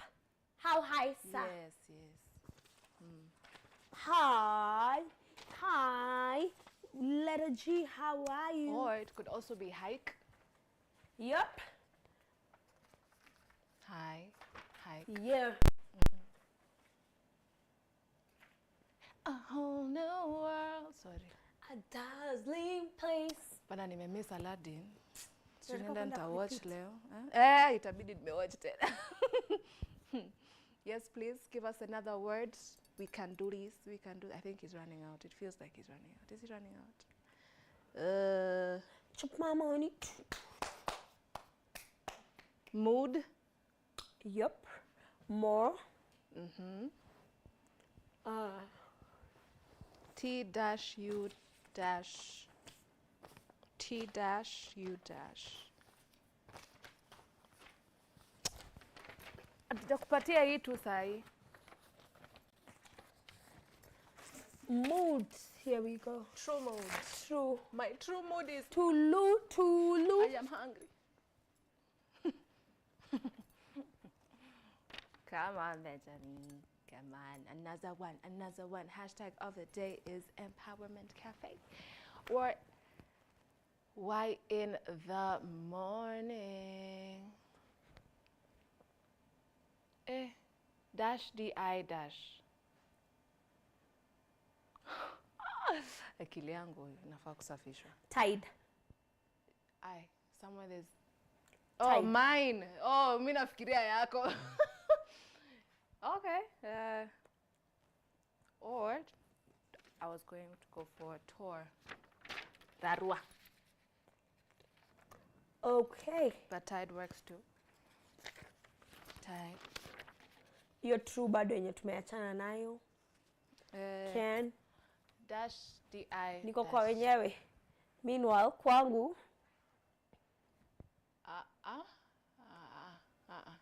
Dash DI dash. Dash DI. So we're looking for a vowel. ADI. ODI. Hey, Benja tupe clue. Wait. Spendi kushindwa. Wait. Hey, let me Madam wa. Spendi kushindwa. Idiom. No, there's another letter that has to follow I after the dash. Idea. No. Can't. I don't know. Benja tupe clue. Genius. Okay, sawa. If you're writing a paper and then you go through it, what are you doing? If you're creating a PowerPoint slide and you go through it to make sure there are no mistakes, what are you doing? Yes, there you go. D A D Ona vile nafurahi. A D Ulikuwa umespell edit yako how? Wewe funga macho. Okay, bring it out. Ati Grace tunaweza kupata wapi kwa mtandao? Mimi mnanipata at Grasha Maingi. Bounce. Very fast. Kwanza unaambia nani ya spell bounce? Amnijui bwana. Rip. Ribip. No, ripe. Ribip. Ribip. Ripe. Ribip. Ripe. Ripe. Hii ni bounce, tusisumbuane. Sawa. Surely. You know who you are talking to. Aye. Tuendelee please. Ati inaweza kuwa pia lounge. Oh, but mimi nimeona tu bounce. But Aya, tusonge. Grace, come back to class. Why are you leaving class? Umeenda out of the nini? I mean, you share the same thing. Kuja change yake match. Ama unataka kusema C word? Mimi nimenyamaza. Rice. Oh. Napenda rice. Wewe mtu kwanza kusikia njaa wewe. Tena nilikuwa na craving nyingine heavy ya ugali bana na spinach, si kitu kingine. So ulikula ugali na spinach? Gummy. Gummy. What is a gummy? Gummy bears. Oh, gummy bears. Oh. Okay. Thor. It is such a word. Yes. Thor is the god of thunder. Unataka kumdanganya hiyo si word. Okay, sawa. Basi ni word. Nani amesema si word? Nataka kubishana na mimi na nakupatia answer. Ndio sijasema si word. You choose the one you want to fight. I'm sorry. Umenikumbusha guest wako wa last week pia alikuwa anasema she'd rather beg on her knees than let her husband know Kenya ati amekosea mtu. Yenyewe madam alitoka mbali. Tumeshajibu we need gummy on Thor. Yeah. So, in the meantime, wakiendelea kutuongezea mawads zingine. Also shoe. Yeah, shoe. In the meantime, wakiendelea kutumia mawads zingine, tuambie watu waende wasome mtandao wetu wapi?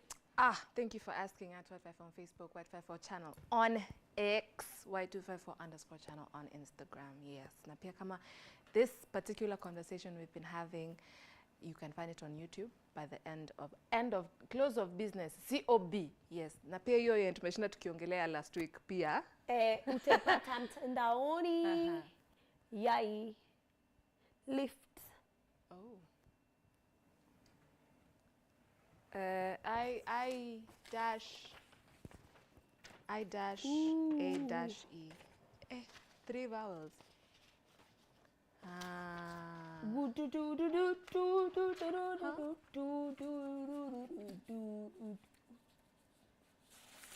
Guys, it is lift. Really giddy. I dash A dash E. Lazima nitoke sasa niangalie na 3D ati? No, nimesikia mtu anasema kelele ama mimi ndo nimesikia vibaya. Mimi sijamsikia, mimi nafikiria. Okay. Kwani unafikiria na masikio? Ujeona mtu anapunguza volume ndio aone? Okay, lishai. It can't be that words tuko na swali kwa mtandao wetu. Enda tuko our social media handles and check our question of the day. All the ones I'm thinking start with E but have that ka-I sound in the beginning. Image hakuna.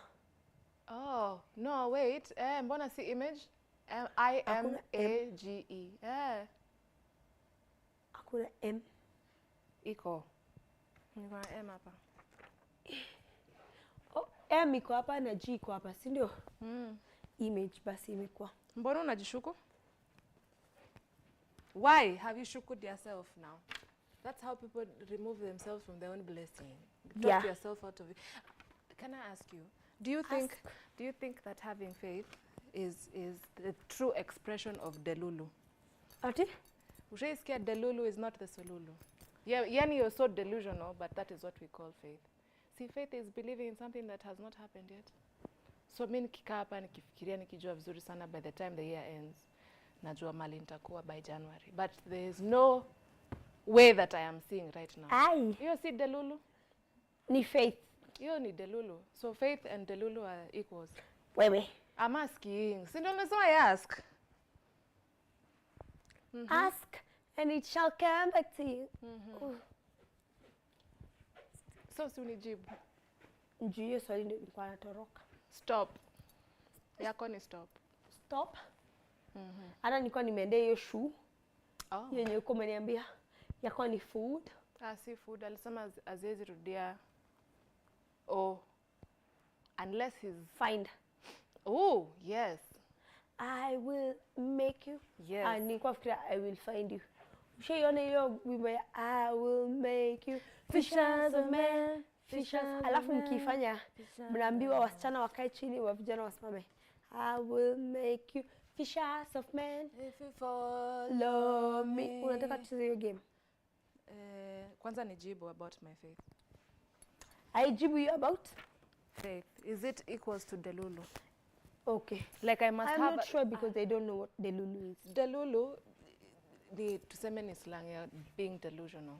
Delusional ni kuna katoto kuna crips, sawa crips, alafu iko na picha ya dip. So mtoto anachukua crips kwa bag alafu ana dip hapo. So that's being delusional. Like wewe unaona bora iko kwa akili yako, it is. So is that equals to faith? Hapana. Not really. I'm not sure, but not really. Mbona una feel it's not really? As we continue, Because tushapata faith, hizi words nani? Faith is something. How do I call it? Faith. Hey. Okay. Faith is the evidence of things hoped for. That's how the Bible defines faith as. Faith is the hope, or rather the evidence of things hoped for. The evidence of things not yet seen. So sijaiona. Yes. That is what delusion. Okay, fake it till you make it. Na faith ziko the same. Sidhani moja ni ya Bible na nyingine ni ya dunia. But si zote tuna make it too eventually. We are faithing it till we make it. Siko sure. Uko sure? Nataka kuagree na wewe. Aya, nimekupatia homework. Benjamin, yeye ako kwa conversation. Tulishamaliza hizi. I will make you fishers of men. Barn. Sorry, I do not know why I have shouted. One. Yeah, bangwo. Where one. What is the past tense of where? What is the past tense? Wacha nikwambie nilikuanga house students wenyewe. Mwalimu akiuliza kitu. Wewe ndio wa first. Si unaona? Hata si sina base sijui iko wapi Nilikuanga hao hivyo. Wewe ni wa kuitisha full scope ingine. Mimi na wa kusema teacher number 4 has an issue. Sasa mimi nishapata answer. Exactly. Aya, please give us. We've already solved this situation. Okay, yako umepata nini? Barn. Okay, sawa. Mimi nimepata one. Okay. Stay. I want you to stay. I want you to stay. Good. Mine is good. Let me want look me to for stay good. Hapana tumesema. Oh, no. Oh, yes. Stay good. What we are about to tell you at the end of this show. Stay good. Stay good. Don't just be good. Stay good. Stay good. Good ndio hiyo. Mwalimu ama ni student. Mwalimu wa math. Umekaa umechoka. Yeah, nishachoka. Nilikwambia na sijui nikufikiria ama ni njaa. You give us our last ones, I guess, Mr. Director, sir. Give us the last two ones. Do you still go for missions? It is a high school. Yes. Okay. We were in third term. Third term, the usually no missions. Very minimal, unless the Sunday services. Why? Because third term is considered as a very short term. Plan. Plan. Yes. Bail. B-A-I-L. Ya jela. Okay. Yes. Tupewe kamoja kamusho kabisa. Nilikuwa nafikiria unasema bail mpya imefunguliwa. Yani B-A-L-E. Ni nini sasa tena Viola? Kwa nini unaenda nje ya darasa? Weenda huko basi. Bora nifuata bara. Kwa nini unaenda nje ya darasa? Amenifuata sana. Why are you going outside the class? Ushaiona mamaka akikwambia. Alafu mmeachana. Lakini unafikiria alikuwa chacha alikuonyesha what they do. Ulikuwa unafikiria sasa kushika. Umeona hiyo workout ya msichana kwa gym ako anaenda tu na kuna weight hapo. So what are you working out for? So video next ni kuku. Venye unashika kuku. Bail bado ni plan na bail. Kamoja kamusho kabisa. Ni kuchange haja change. Yes. Anaziandika akitutumianga. Mambo ni live. Okay. Wipe like wiper.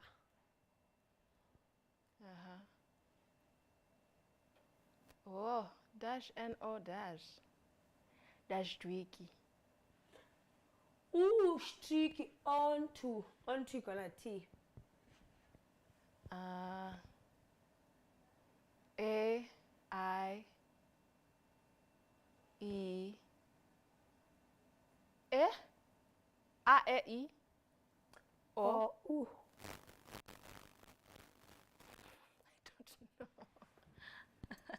Snow.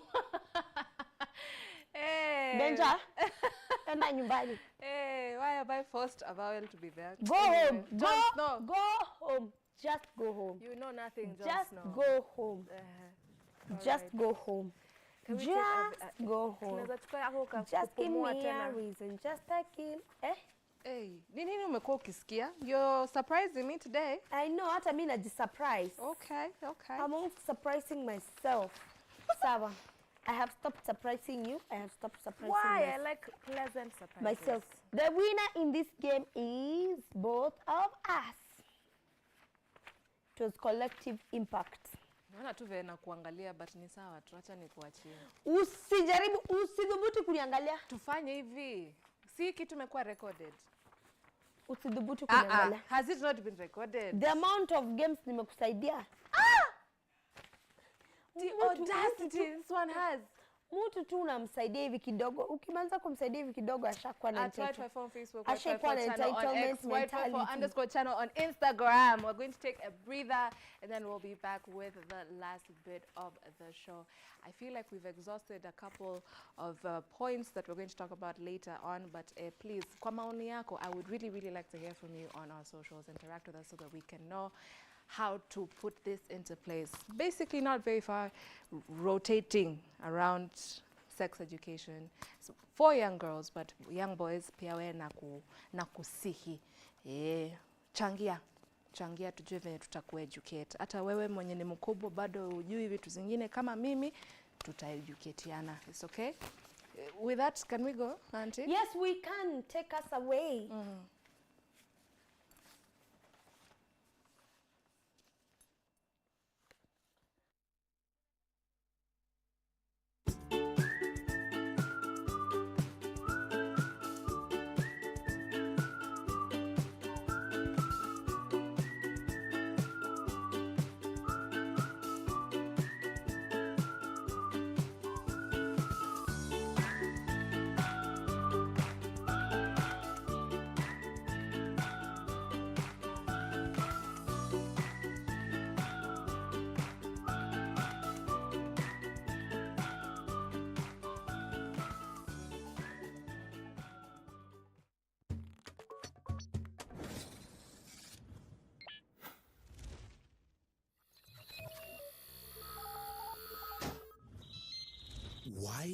Y254. Imagine. This week on The Buzz, we have so much in store for you. Nipange maneno ya bashi kidogo. Namna hii namna ile. Na bana na hapa. Tommy D. Jones tells us why he made the switch from secular music to gospel.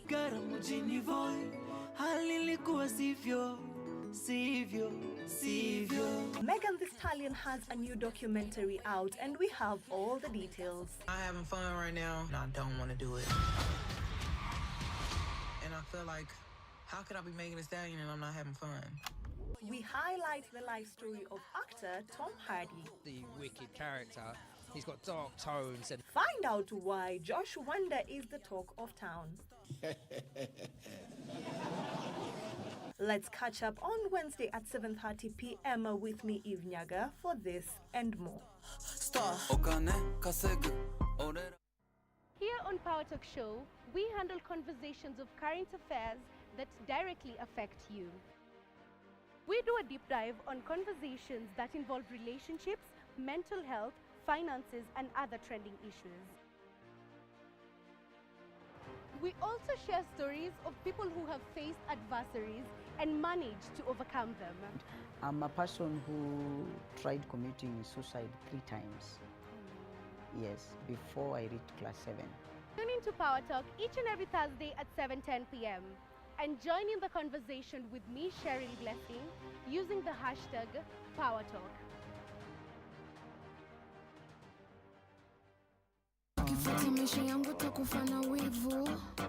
What's up, beautiful people? It's your host with the most, Muna Joy. And your DJ Faro the Finisher catches every Friday from 6 p.m. Paka some video siku on Tano Kali Show. Right here on Kenya's #1 channel, Y254. Oh yeah, baby Jamboree. I like the way we come, buddy. We're going to be giving you hot trending topics that are happening on social media platforms. We will also be interviewing hella talented artists on the show as well. Kama kawaida, I'll be here to give you the best mixes. Alafu sahau pia kuna top 5 hits of the week. All right, see you then.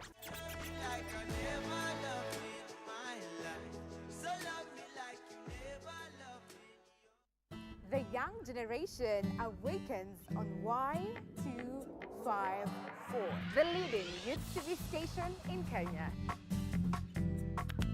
We treat you to current affairs, entrepreneurship, health, and human interest conversations.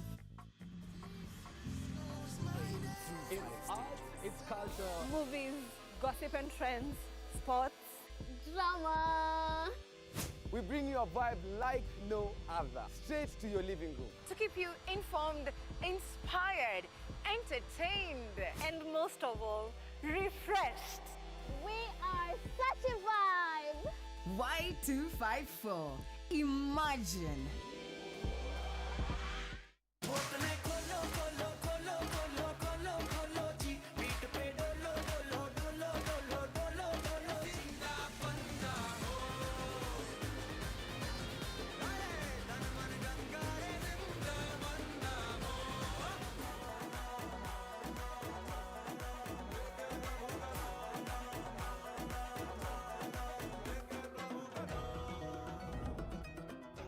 Shining in the setting sun like a pearl upon the ocean. Come and feel me, oh feel me.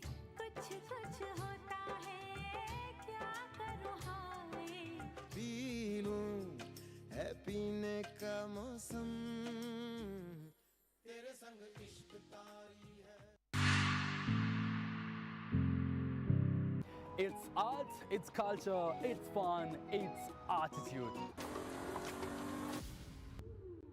We sample some of the best artistic works locally and beyond our borders. Oh, and don't get me started on the cultural events. Music, dance, fine art, culinary arts, and much, much more. You name it, and we have got you covered.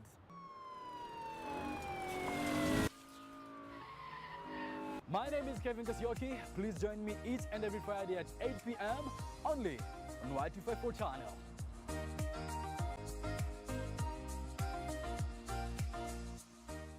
These streets know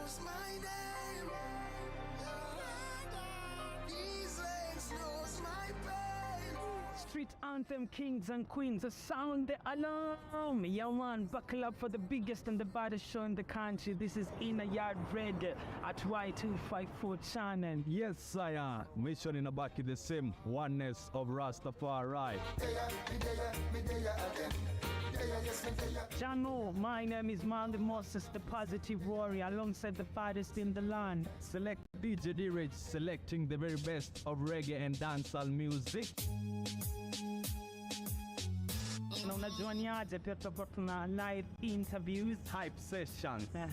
Alafu pia tunakuletea what has been trending in the Caribbean land. So sikose each and every Saturday 7:30 kwenye PM until 10 PM. Sure. Rastafari. Yo man. You bless me, bless me, bless me. You bless me, bless me, bless me. Oh God, you bless me.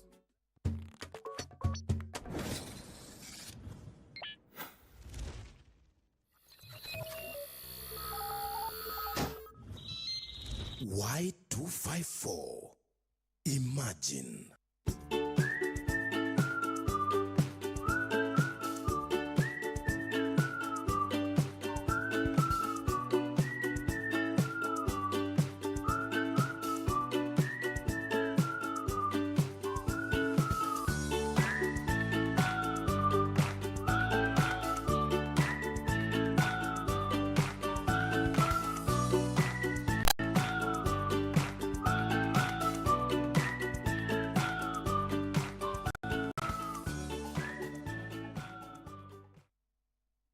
Growing number of women and men of reproductive age wish to regulate their fertility and have fewer children.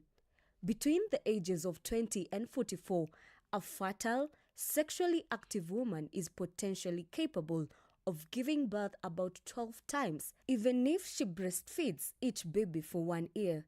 To avoid the need of an unwanted pregnancy, she has to successfully practice birth control for 16 to 20 times of her roughly 25 childbearing years, hence the use of contraceptives. Family planning is a contraceptive method that is used by people to either avoid getting pregnant or to space between pregnancies. So they can choose to either discontinue the family planning and get pregnant, or continue with them and avoid pregnancy at all. Contraception is the intentional prevention of conception through the use of various devices, sexual practices, chemicals, drugs, or surgical procedures. Dr. Abdi Hakim Assad gives us insight into the world of contraceptives. When someone comes to ask for family planning services, there's a lot of things they consider. If they want to get a baby soonest, or maybe after months, or even after some few years. If they don't want to get a baby at all, or if they want to get a child in the next maybe 5 or 10 years.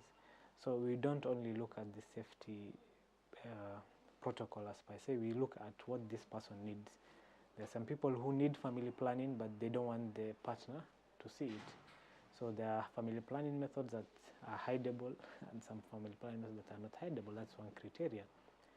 There are some family planning methods that are not safe for a person to use, especially in pregnant and breastfeeding women. We don't give them oral contraceptive pills. We give them coils and etc. So when you're trying to use the family planning methods, we don't only look at the safety profile. Of course it's there, but we have different profiles that we look for the person to choose the best family planning method. An effective contraception allows a physical relationship without fear of an unwanted pregnancy and ensures freedom to have children when desired. Family planning has two major classifications. It can be either a long-term or a short-term. For the long-term, we also call them permanent family planning methods. For the long-term, there are also surgical methods. In men, vasectomy, which is cutting of the tubes that usually transport sperms from the testis to the penis or to the urethra. So the connection between the testis and the urethra is cut. and that is a permanent solution, and that is a permanent form of contraceptive in men. In females, the type of permanent contraceptive method we have is cutting of the fallopian tubes or blocking them. The fallopian tubes is the passageway of the egg that is coming from the ovary to the uterus. So if you also cut the passageway, the sperms that are coming into this female will not get access to the eggs because they have to pass through the fallopian tube. And in this instances, we have cut the fallopian tube. So there's no way for the sperm to reach the ovum. So that's another permanent method of contraception. For the temporary ones, we also combine them into hormonal and non-hormonal methods. So for the hormonal methods, they contain hormones, as per the name says. The type of hormone they contain can either be estrogen, or it can be estrogen and progesterone combined. They're also classified into long-term and short-term. So for example, you've all heard of the pills, the family planning, the ones that usually are taken every day. Those ones are either progesterone-only pills, and also known as POPs, or combined oral contraceptives, which have both estrogen and progesterone, hence the name combined. So for them, they are temporary methods, and as long as you're taking the pills every day, you have a form of contraception. But once you discontinue taking the pills, your fertility returns. So that is the shortest ones that, as per duration concerns. Then the second temporary contraceptive method is called Depo Amaile, the injection that the females usually get after every 3 months. So the Depo contains progesterone only. It doesn't have both estrogen and progesterone. Then if you go higher in the timing ladder, we have implant, or we call it Implanon or Jadel, which gives you a contraceptive period of about 5 years. If you go higher in the family planning ladder in terms of timing, we also have the coils, IUCDs. For the coils, you have two types. You can either have a hormonal type, which has a hormone, or you have a non-hormonal type, which just has a copper coil. So those ones are inserted in through the cervix into the uterus, and they can give a hormonal contraceptive period of up to 10 years. So as I was saying earlier, the type of contraceptive that you are using will depend on how long you want the contraceptive. The aim is to achieve contraception in maximum comfort and privacy with minimum cost and side effects. The safety of family planning is well documented. It has complications, but the complications that you get from family planning are not major complications.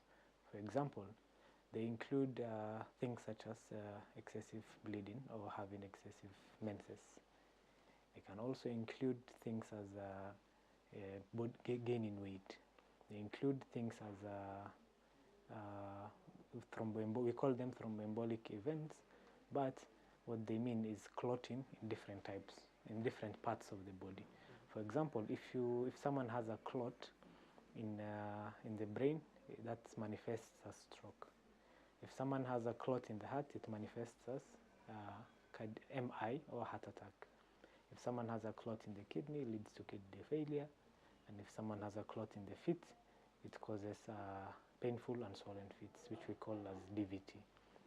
But the safety is dependent on the type that you're using. For example, for the oral contraceptive pills, they give people those thromboembolic events, those thrombosis in different parts of the body. But things like progesterone-only pills, which are called POPs, they don't have those type of side effects. So I guess the type of side effects or complications or its safety, as per se, depends on the type of contraceptive or family planning that the person is using.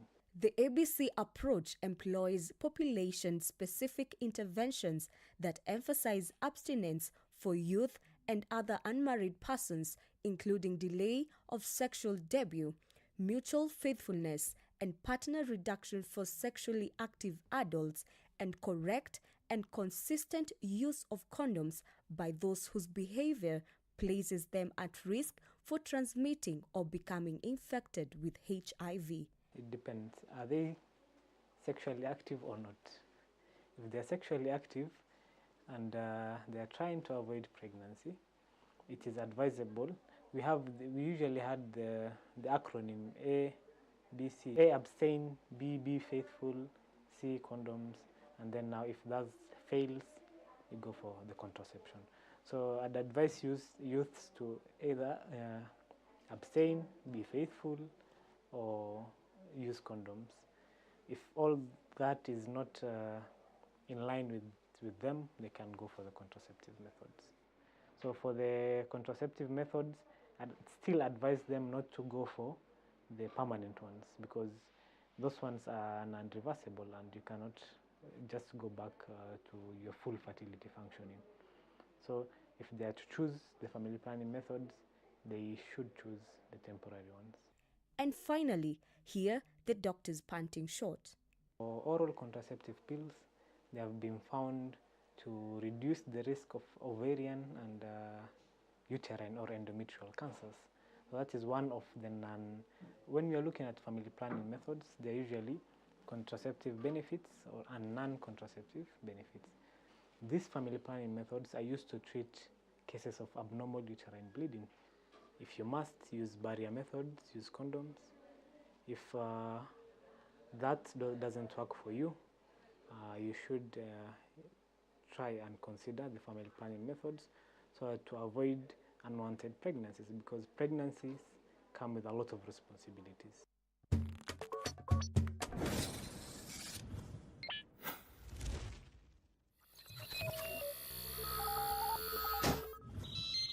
Y254. Imagine. This week on The Buzz, we have so much in store for you.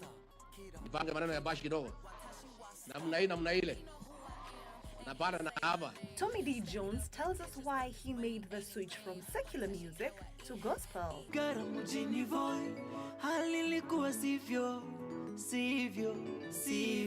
Megan Thee Stallion has a new documentary out and we have all the details. I'm having fun right now and I don't want to do it. And I feel like, how could I be Megan Thee Stallion and I'm not having fun? We highlight the life story of actor Tom Hardy. The wicked character. He's got dark tones and... Find out why Josh Wonder is the talk of town. Let's catch up on Wednesday at 7:30 p.m. with me, Eve Nyaga, for this and more. Say bye-bye to FOMO, the fear of missing out, by downloading the KBC online app that gives you access to everything you love. Get the latest news, sports, music, entertainment news, live TV, live radio, and so much more at the palm of your hands. To get the app, simply search KBC Mobile Digital app in your Google Play or App Store and download the app. Catch what you want, anytime, anywhere. Stay connected. Stay ahead with KBC Mobile Digital app. Here on Power Talk Show, we handle conversations of current affairs that directly affect you. We do a deep dive on conversations that involve relationships, mental health, finances, and other trending issues. We also share stories of people who have faced adversaries and managed to overcome them. I'm a person who tried committing suicide 3 times. Yes, before I reached class 7. Tune in to Power Talk each and every Thursday at 7:10 p.m. and join in the conversation with me, Cheryl Blessing, using the hashtag Power Talk.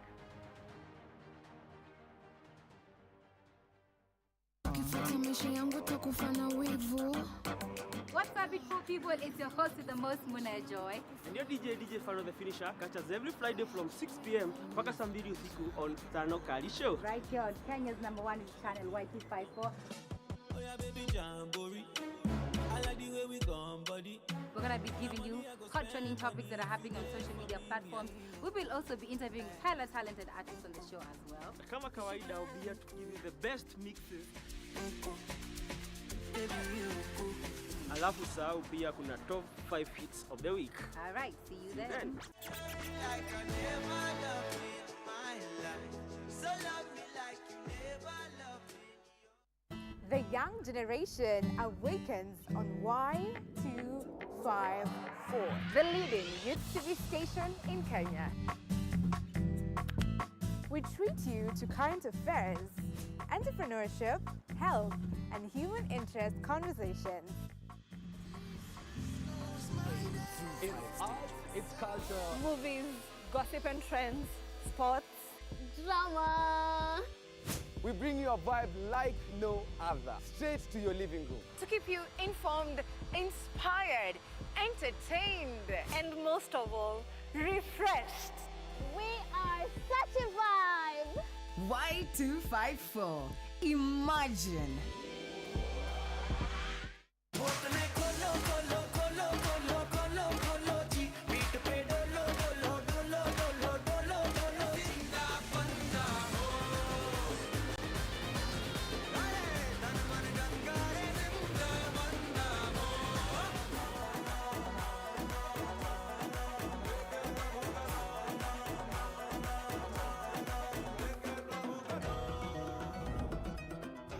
Shining in the setting sun like a pearl upon the ocean. Come and feel me, oh feel me.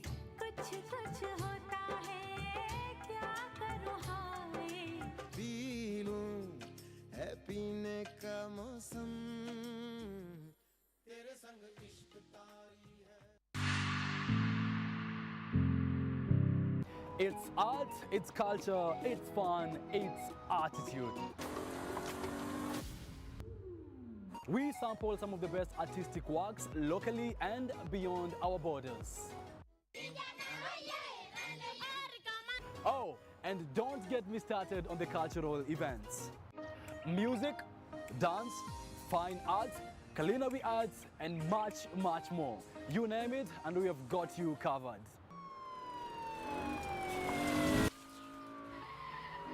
My name is Kevin Kasioki. Please join me each and every Friday at 8 p.m. only on Y254 channel.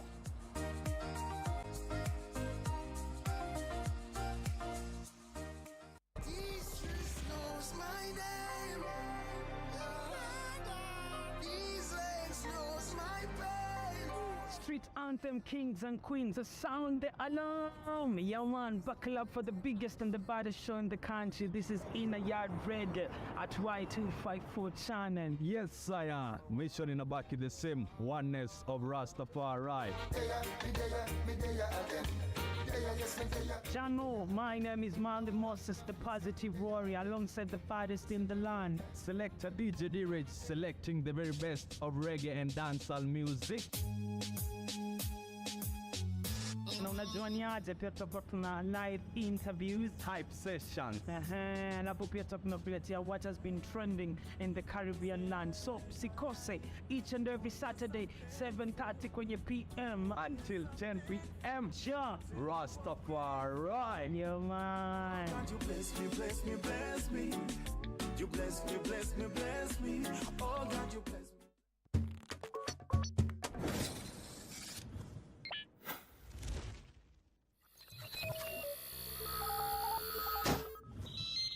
Y254. Imagine.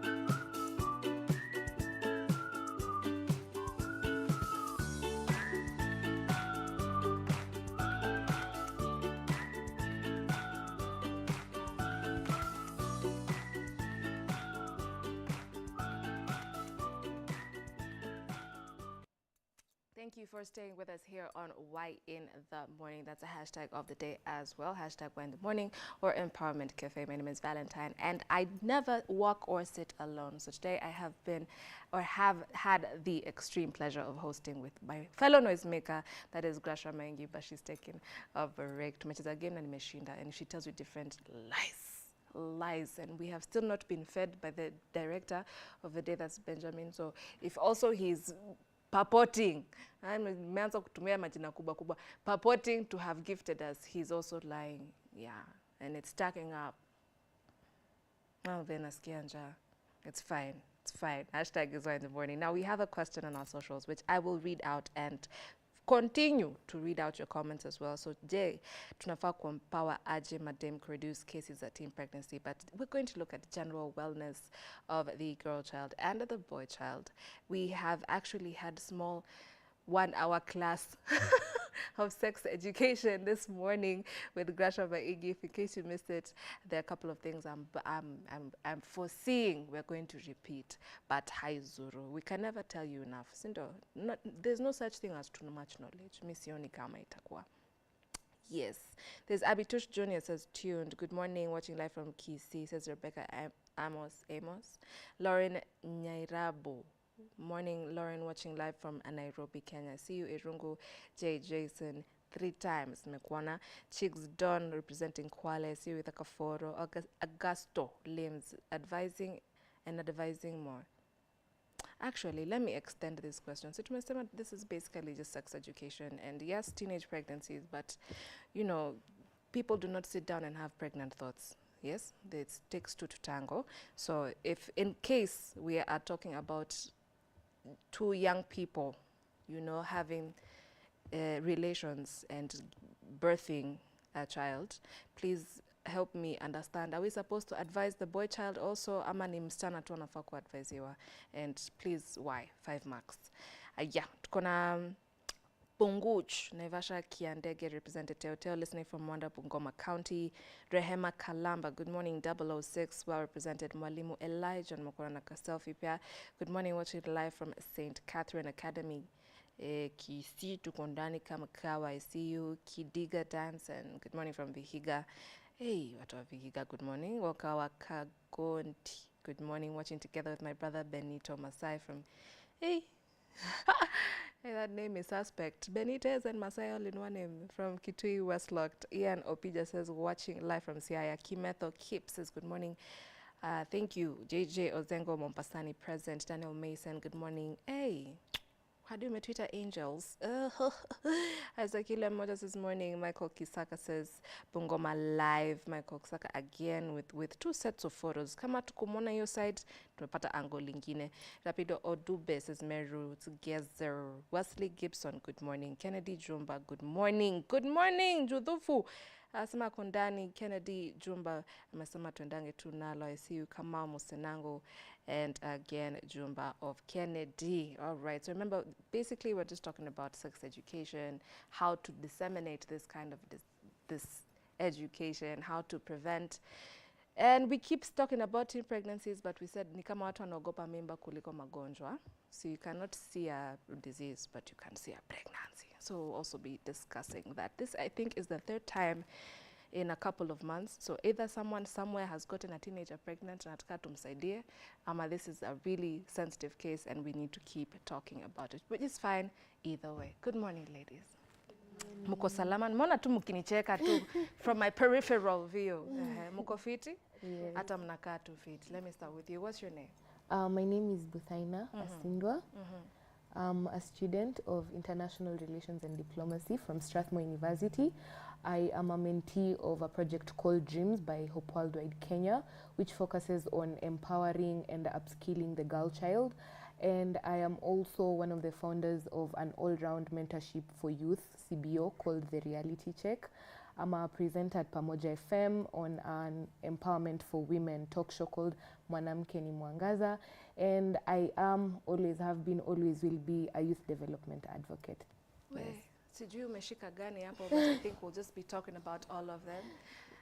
And you are? I'm Rael Mayende, a program officer at Crime Sipoa. Crime Sipoa is an NGO. Currently our head office is at Ngara, but we are in 5 counties, working around 3 thematic areas. That is community engagement, where we engage kids and young people in schools. At the community level, we have centers at Dandora, Kajiado, and Ruiru. And we have a prison and integration program where we engage inmates in various prisons. Right now, we've served 15 prisons, and we take them through psychoeducation, spiritual session for spiritual nourishment, and to help them navigate through the rehabilitation process. And when they are reintegrated back in the society, We also have the legal support services where we train paralegals both in prison and in the community. We empower them with legal knowledge to navigate. Tutaki ile story ya kila mtu anatuambia mimi sikujua ni makosa. The law is there. Yeah, iko na vijana wengi wako prison, and our founder, who is our current executive director, Peter Ouko, he founded Crime Sipoa when he was in prison way back in 2007. He was on death row at Kamiti, but for a wrongful conviction where he served 18 years. And while there, he was responding to the rate of why are these young people in prison, why are they incarcerated, there is a rise in youth crime. So he founded it to address it, and it was formally registered in 2010. We started operations in 2017, and we are working around 3 pillars of crime awareness, behavior change, and skill transfer. Okay. Yeah. Again, the name is Crime Sipoa. Yeah, Crime Sipoa. That's our brand name, but our official name is Youth Safety Awareness Initiative. Huko kwa mtaa tunajulikana kama Crime Sipoa, na hata hizi ndo our brand colors. Okay, mkona hadi poleni bas. I have so many questions, but I really like the way both of you are in touch with the youth. So wacha tuanze tu mali ume. Again with the prison at 18 years, death row, then and then now he's out, and then now he's one who founded Crime Sipoa. Yeah. So okay, relating it to maybe sexual education, how many youth, wacha niseme baby girls and baby boys, but youth in general, I don't want to also call them Gen Z, but how many do you think actually have access to information like this? And does it change with the environment? Yani ukienda leafy suburbs, huku wanajua a little bit more than east side ingine. Yeah. I'll surely say, ukienda wale wa leafy suburbs, they have access to phones. The lifestyle is okay. Even in schools, maybe how do you call it? Private schools, they have access to those programs. But tukikuja informal settlement, and even in the rural, most of the youths do not have access to sexual education. And that's why we are also trying to go into the informal settlements way back to teach them about SRHR, sexual reproductive health rights. It caters across not only the youth, but even the parents. Yeah. All right, before we reach the very disturbing fact that perhaps maybe teenage pregnancies are being caused by grown men, let's just focus first on young boys who are, you know, engaging with young girls, thus teen pregnancies. There's somewhere I saw, at first I thought it was funny, but as I am continuing living this life, I think naona ni ukweli tu sana. It just says a crush is lack of information. So unajua msichana mdogo bado adolescence na msumbua nini, and then someone just comes, tells you 1 to 3 things, you're wowed by small things, chipo venye tu tumesema hapa na Grace. So as a mentee, because you said you're a mentee, wa mkiongeleshwa mnaambiwa nini girl empowerment? Okay, when it comes to girls empowerment, it's looked at it's done in different ways. For example, now there's a mentor who will come and talk to you guys and teach you about your sexual health rights, and then there's another one who will come and teach you about hygiene, you understand. And then they will also teach you about contraceptives, what to do like when a guy approaches you, and how to approach relationships, because also when they're mentoring you, they don't just put all teenagers in one room.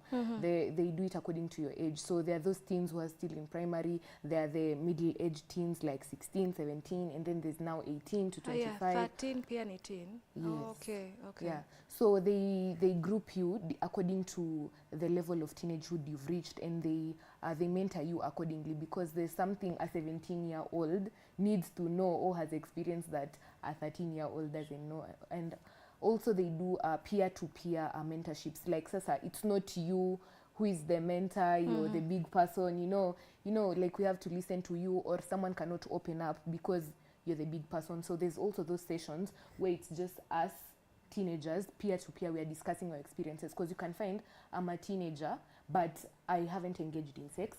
You're a teenager, but you have a child. You're a teenager, you've engaged in sex, but you do not have a child. So we share our experiences, we empower each other.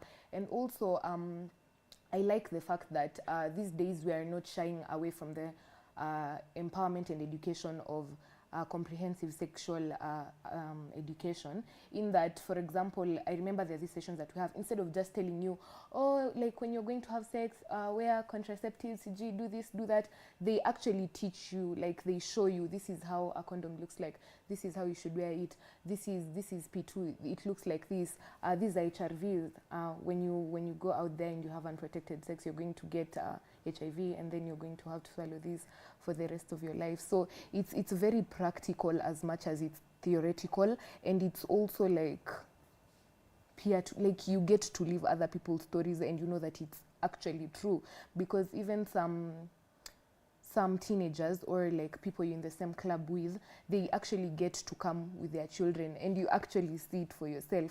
And it's I love the fact that there are many CBOs actually, and we are not stigmatizing these pregnant teenagers anymore, because someone will come and, you know, the belly is there, but there's an organization in society that has accepted them, that is willing to help them, you know, walk through that journey, and it's not the end. And also the fact that mental health has been integrated into this whole thing, because you find like teenagers in being a teenager, it comes with a lot of things, a lot of mental health complications. You know, you find someone losing their self-esteem, depression, someone thinks of suicide, someone ends up in drug abuse and everything. So as a mentee, I'd really like to appreciate my organization, because it's not shying away from these things. It's very accepting, and it's also very practical. You know, they don't just tell you, they actually show you.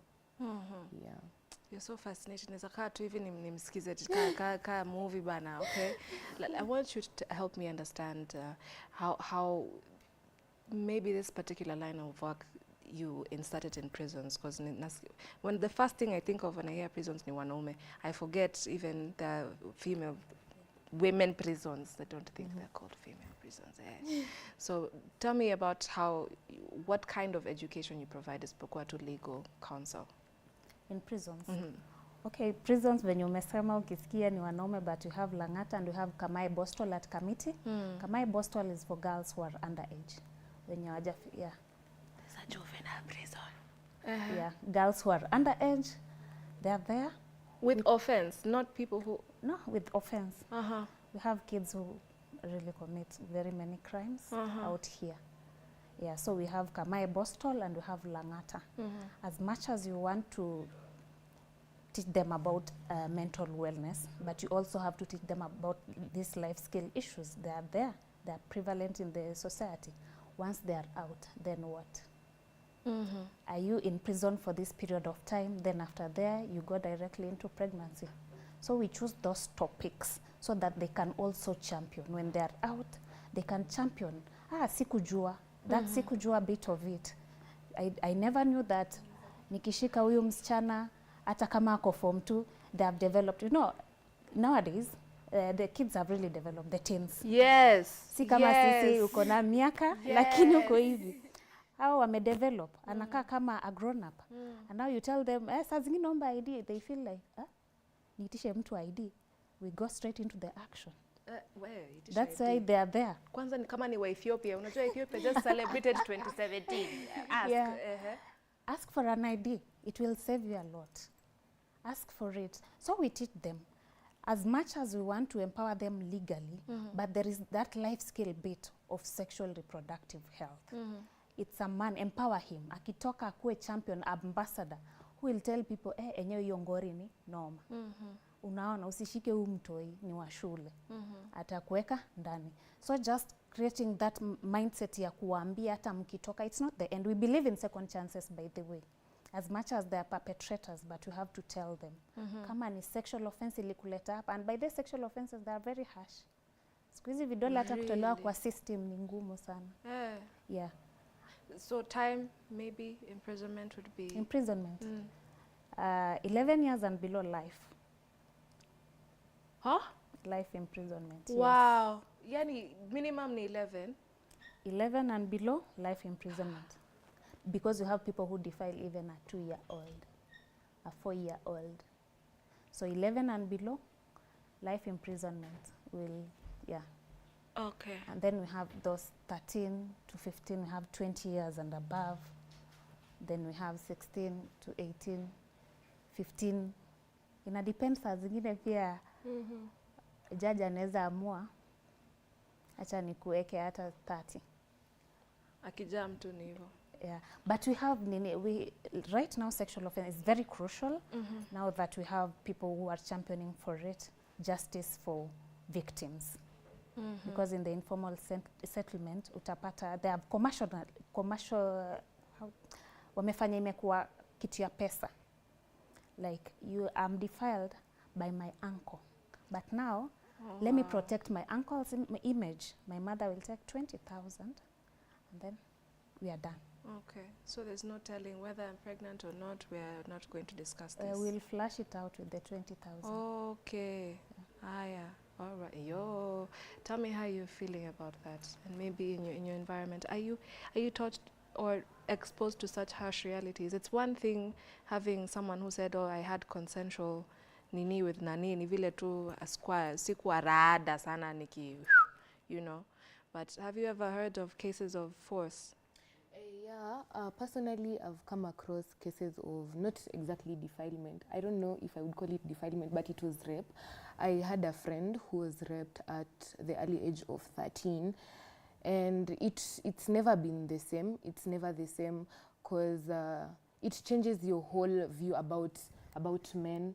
It changes your whole view about relationships, about marriage, about children, because now you don't know if you're to keep the child, if you're not to keep the child. And you know, as early as 13, even if you decide to keep the pregnancy, personally for my friend, it came with a lot of complications. Yes, some people make it to the 9 months term and you give birth to your child is healthy, but obviously the trauma never leaves you.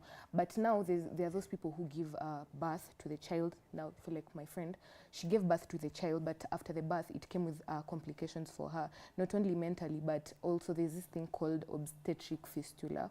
So it really disorganizes you down there, and sometimes it leaves you with a permanent disability, like maybe you'll never ever be able to like use the washroom on your own again, or you'll never be able to have a child again.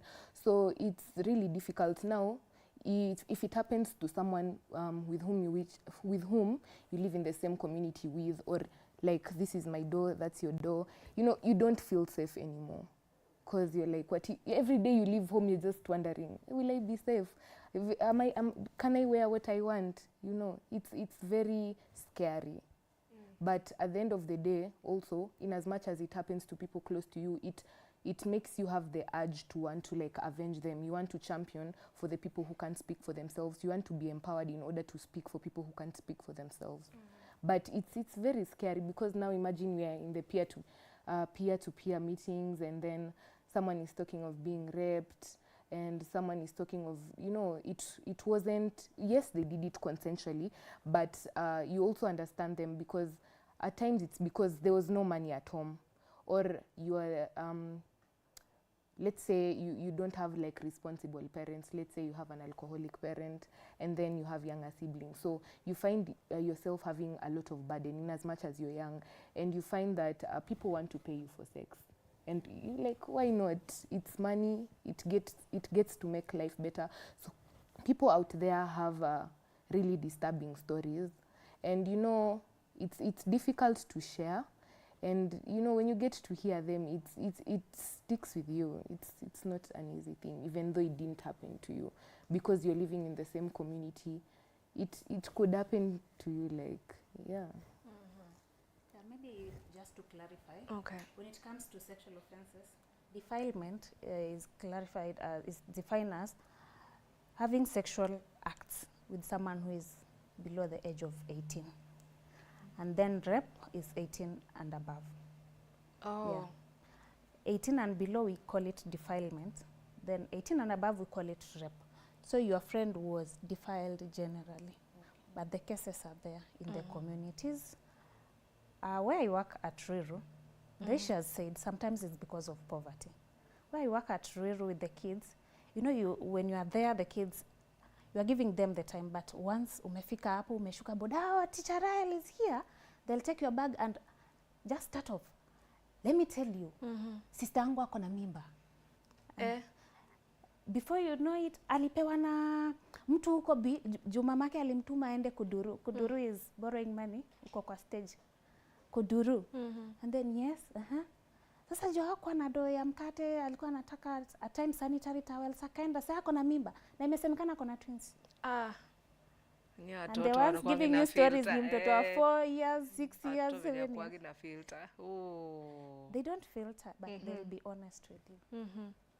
Ako na mimba na hiyo si ni mbaya teacher. Okay, so what I'm hearing is there's stigma, but also there's a feeling of, it sounds like a responsibility that young people are now putting upon themselves to make the household things run. So how do we help from there? Because how to help? How to help? Because I want to imagine, okay, acha tusiite government. Let us not call serikali, sawa. But how to help? Mimi kama Val, I'm the viewer right now. How can they help? Maybe from various organizations. Is there a way that we can reach out and lend a hand? Because it sound a little bit traumatizing. Okay, when it comes to the poverty bit, like for Crime Sipoa, we have adapted skill transfer programs for economic empowerment, just to curb everything. You will teach them a skill today, like soap making. Haihitaji pesa mingi, you'll buy materials at 400, teach them about soap making, teach them about beading. Kama shida ni poverty kabisa. And reach out to the parents, involve them in those programs and teach them about the economic empowerment bit of it, not just the kids. According to the constitution, they shouldn't be working, they're underage. If the problem is poverty and there is a parent there who is also saying, I can't provide, I can't stretch, try to stretch their hands. Just put them together and say, this is the situation. How can we solve it? These are our kids. Tunataka kuwaona wakipotea. Yes. Sorry for interrupting. How advanced is our foster system? Do we even have one? For example, someone who has been defiled, is pregnant, has come to term, full term, given birth to a bouncy baby, girl or boy, healthy, and cannot be able to take up on the responsibility. Is there a functioning foster system? Kusema tu kweli. Sahi watu wamenyamaza. And everyone anajiekea implementation zake anafanya peke yake. There is no collaborative effort between CSOs, between government and CSOs. There is no collaborative effort. But we have people who are trying to take them up. Even Samburu Girls is taking them up. Nasema ishafanyika, imefanyika. Can I help you in this? Wanawachukua, wanawaeka. But it's not diverse. Itakuwa Nairobi but haiko Busia, haiko Kisumu. Hakuna mtu amefikiria kwenda huko mashinani. So it's happening.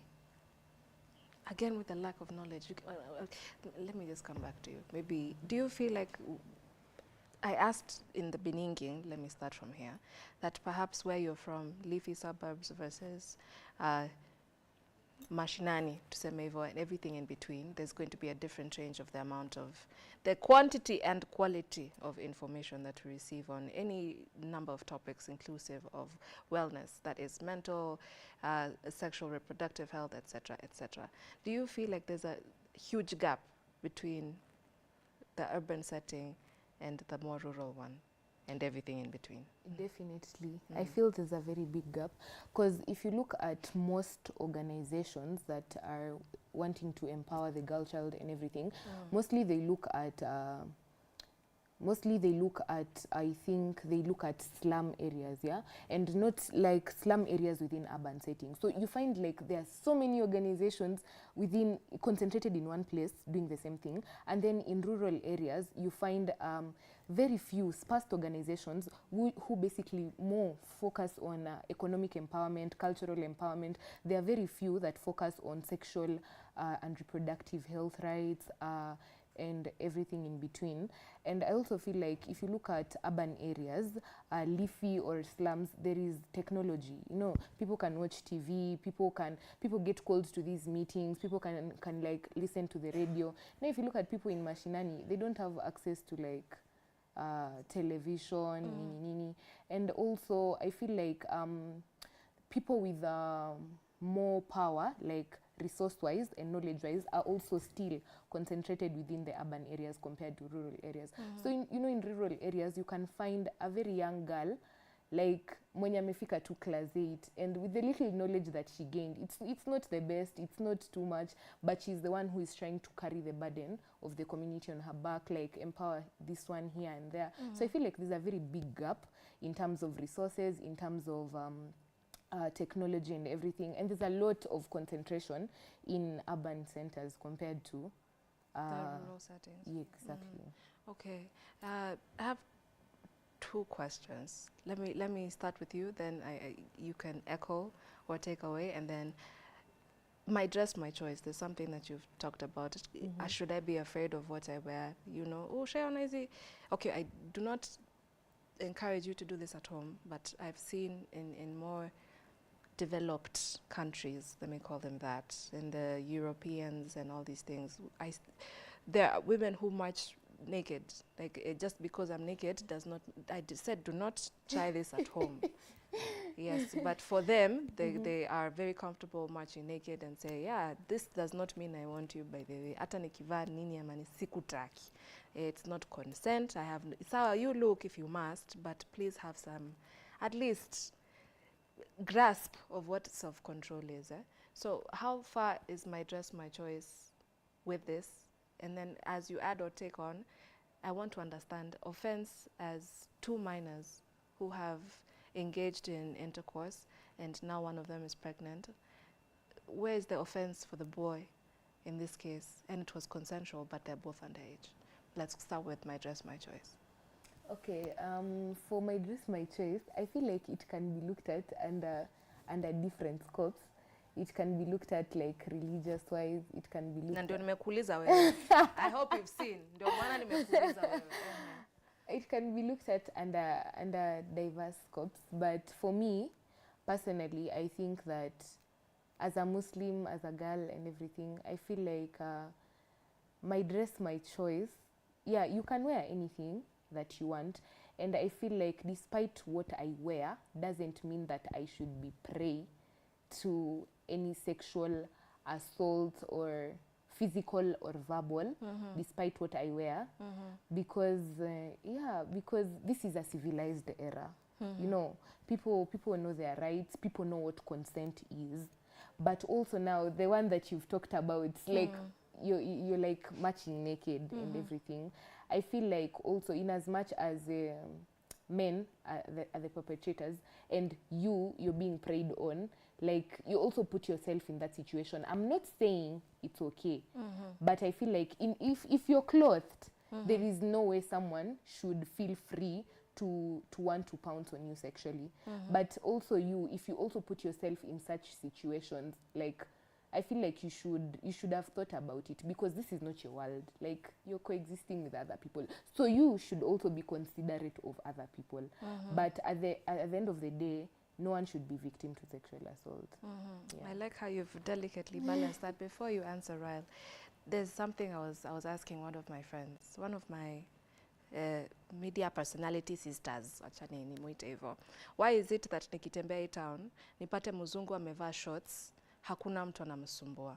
Mimi nikithubutu kuvaa the same shorts, tuseme hata tuna twin, me sijui those things, where the exact same thing, I'm the one who's going to get harassed. Ni color ama?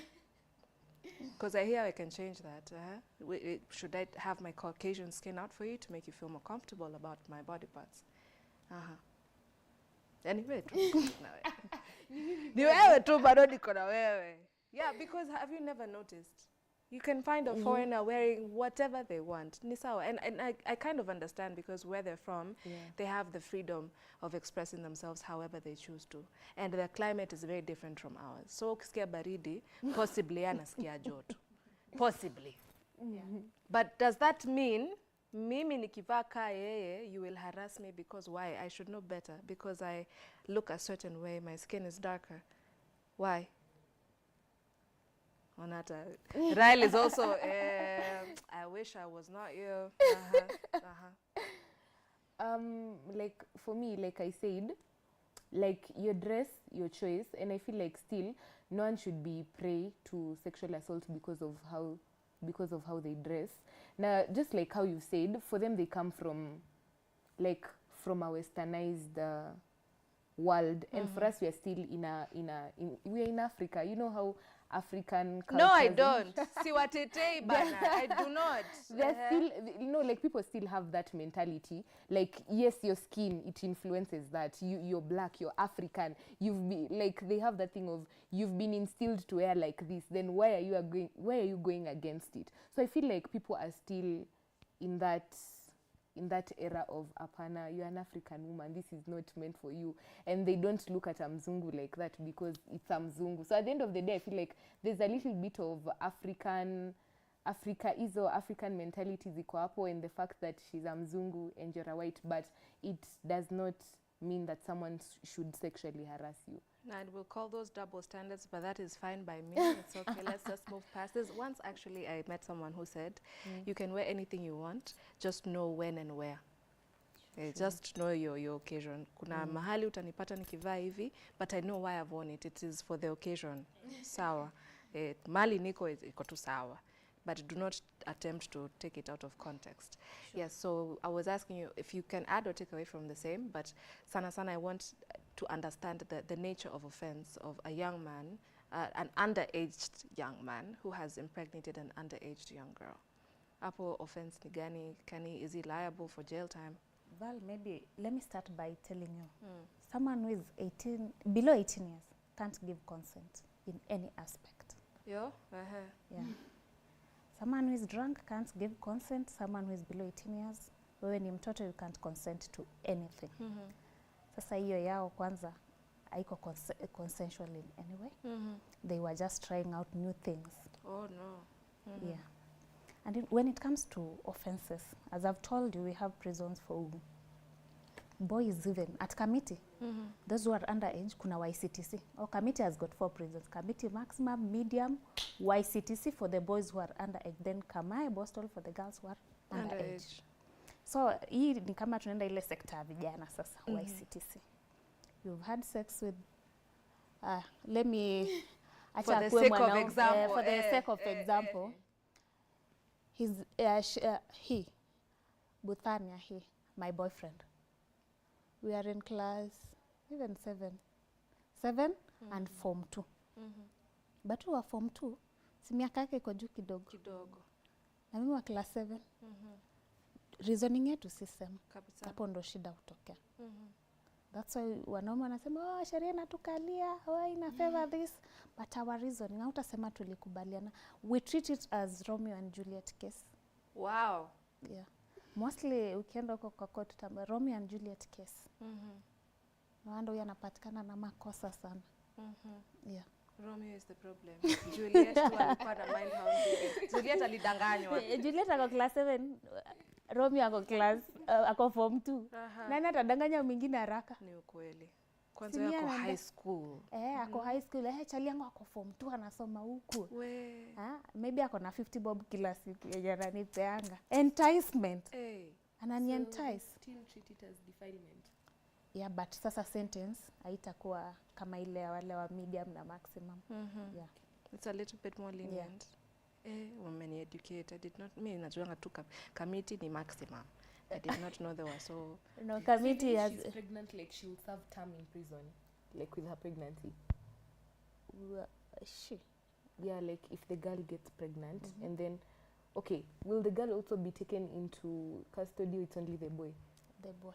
Okay, what if the girl is now the one in form 2, and that the boy was is my in next class question. 7? The boy is in class 7.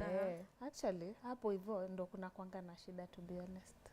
Bada anaweza tu pele. But class 7 ina depend miaka ngapi, because utapata YCTC. We have started depending on things. No. Ni miaka ngapi tunaangalia? The girl is older, the boy is younger. I'm coming there. YCTC ni wale watu wa 10 years to 20. Yeah, utapata huyu mwenye ako class 7. Ako 9 years. Saa zingine tunakaa chini tunaongea tunasema okay. Huko kuliendaje? you are in class 7, yako form 2. But how comes hata wewe msichana wa form 2 unachukua mtoto wa class 7? Maybe anakaa mkubwa. Si tumetoka tu sasa kusema they are developing. Hapo kidogo we'll debate about it. Yeah. So if you're under 18 as a lady, but umechukua mtoto wa form 3. Under 18 as a lady? Na huyu mwingine ako form 3 si it's around 16. Ni itumia mimi kama example. Mimi niko na miaka ngapi? Wewe uko 8. Yeye ako 18. Si ndio hii? Wewe ndio uko. Mimi ndio she. Yeye ni hii. So you're 17. Let's give it that. 17. High school inaanza wapi? 14, 15 hapo. Yeah. Let's say you're 15. Makosa? Mimi niko 17. Yako? 15. 15. Alinipea mimba. Na wewe ndio mkubwa. Alinipea mimba. So huku I'm telling you, sexual offenses is very harsh. Yeah, very harsh. Alinipea mimba. Na maybe hata alinientice because tumesema sikizi wanakaa wakubwa. Okay, but like we said it takes two to tango. No balance. But sasa kwa nini no balance but kuna reviews zinafanyika literally. Kumekuwa na reviews na recommend about the Sexual Offences Act to adjust kidogo. Juu hawa wote ni wetu. Nyewe my boy child, wake up. Musishikwe unawares. Tunasema waitisha ID, hawataki kuitisha ID. They'll tell you pale kwa activity kwa field wanakuambia unaitishaje mtu ID na mshatoa nguo aje? Ati nikwambie hebu nisaidie ID. Kwani mechi siku hizi mnaonana tu kama hata hakuna lugha nini you just maybe wako mavitu. When you add inebriation, their senses are all a little bit muddled. We are not thinking the way we should be. Zikishuka uko na pingu. Makosa. Wanavaa bracelet. Tunaita bracelet. Zikishuka because ukiwa under the influence of drugs, you won't think of using contraceptives. You won't. Unaona tu mechi. Alafu unaona venye utapeana hii story. Niende ni jana. Mnasema ngaval mimi nilimkuta. So what if like if you're okay, if we were under the influence, is the charge higher? Is the charge more harsh compared to when you were not? Intoxication and sexual offenses. Umeongeza offense nyingine ya juu. Intoxication ni offense nyingine. As in if when you are intoxicated you can't consent. Mlevi hawezi peana consent. Leo ujue like for you ulewe sahi. Utoke na hii. Mwende. Then you have sexual intercourse. Ukiamka asubuhi umwambie sikutaka. Anafungwa. Nasema Val was under influence. So someone who is under influence can't consent. Mwanza kuandika contracts guys. Walai. So naweza amka kesho nimechange mind hata uko na kasura. Even if you are married right now. Okay, hiyo nilikuwa najua. Na muanze alafu mwambie utaki aendelee. Amekurepa. Na ndani ya ndoa. Yes. Wow. Si mimi nakata, ni nafsi yangu. Na yeye akikata, unaacha. Na ukiendelea wewe ndio umemfanyia. At least small balance has been achieved. Okay. I think this is very fascinating. Thank you for being so litigious about all this information, and thank you so very much for bringing on your wisdom. One more time, how can we find you? Didn't even ask. Social media, how can we find you? Personally? Yes. I'm on Instagram at buthaina.asindwa. Yeah, I only use Instagram. And LinkedIn. LinkedIn, Buthaina Asindwa. You're like a serious babe. Okay. And the organization that you're a mentee at? The Reality Check on all socials. Okay. And you said you're a CEO somewhere. Not CEO, co-founder. Sasa hiyo ndio serious. CEO. Okay, co-founding where? The Reality Check still. Okay. Yeah. All right. Na umekataa haraka na hata leo cheo umeongeza zaidi. How can we find you on social media? Hapo kwa social media, let's stick to LinkedIn, Rael Mayende. But Crime Sipoa website is there. We have a website, Crime Sipoa, Instagram, Facebook, TikTok, Crime Sipoa. Yeah. All right. Thank you so very much for gracing our screens, ladies. Mnakaa vizuri, mnaongea fiti. So very glad we had this conversation. Yeah, that's a little bit more than teen pregnancy, but that's okay. That bodes well with me. I hope you've learned something today. So for myself and Grasha Maingi, we wish you a fantastic one. Tutaonana ile siku tutaonana, but don't touch that dial. Keep it Y254.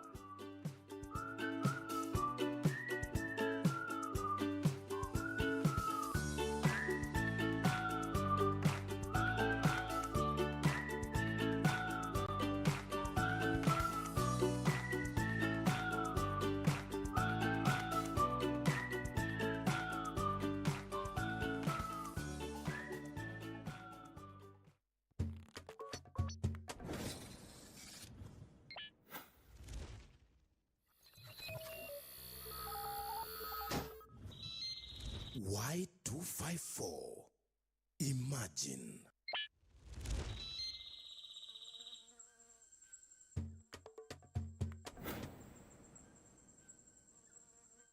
Say bye-bye to FOMO, the fear of missing out, by downloading the KBC online app that gives you access to everything you love. Get the latest news, sports, music, entertainment news, live TV, live radio, and so much more at the palm of your hands. To get the app, simply search KBC Mobile Digital app in your Google Play or App Store and download the app. Catch what you want, anytime, anywhere. Stay connected. Stay ahead with KBC Mobile Digital app.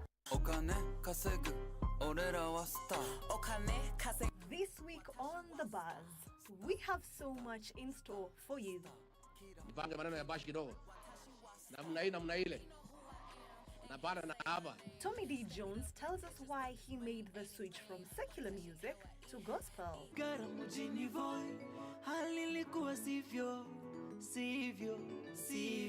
Megan Thee Stallion has a new documentary out and we have all the details. I'm having fun right now and I don't want to do it. And I feel like, how could I be Megan Thee Stallion and I'm not having fun?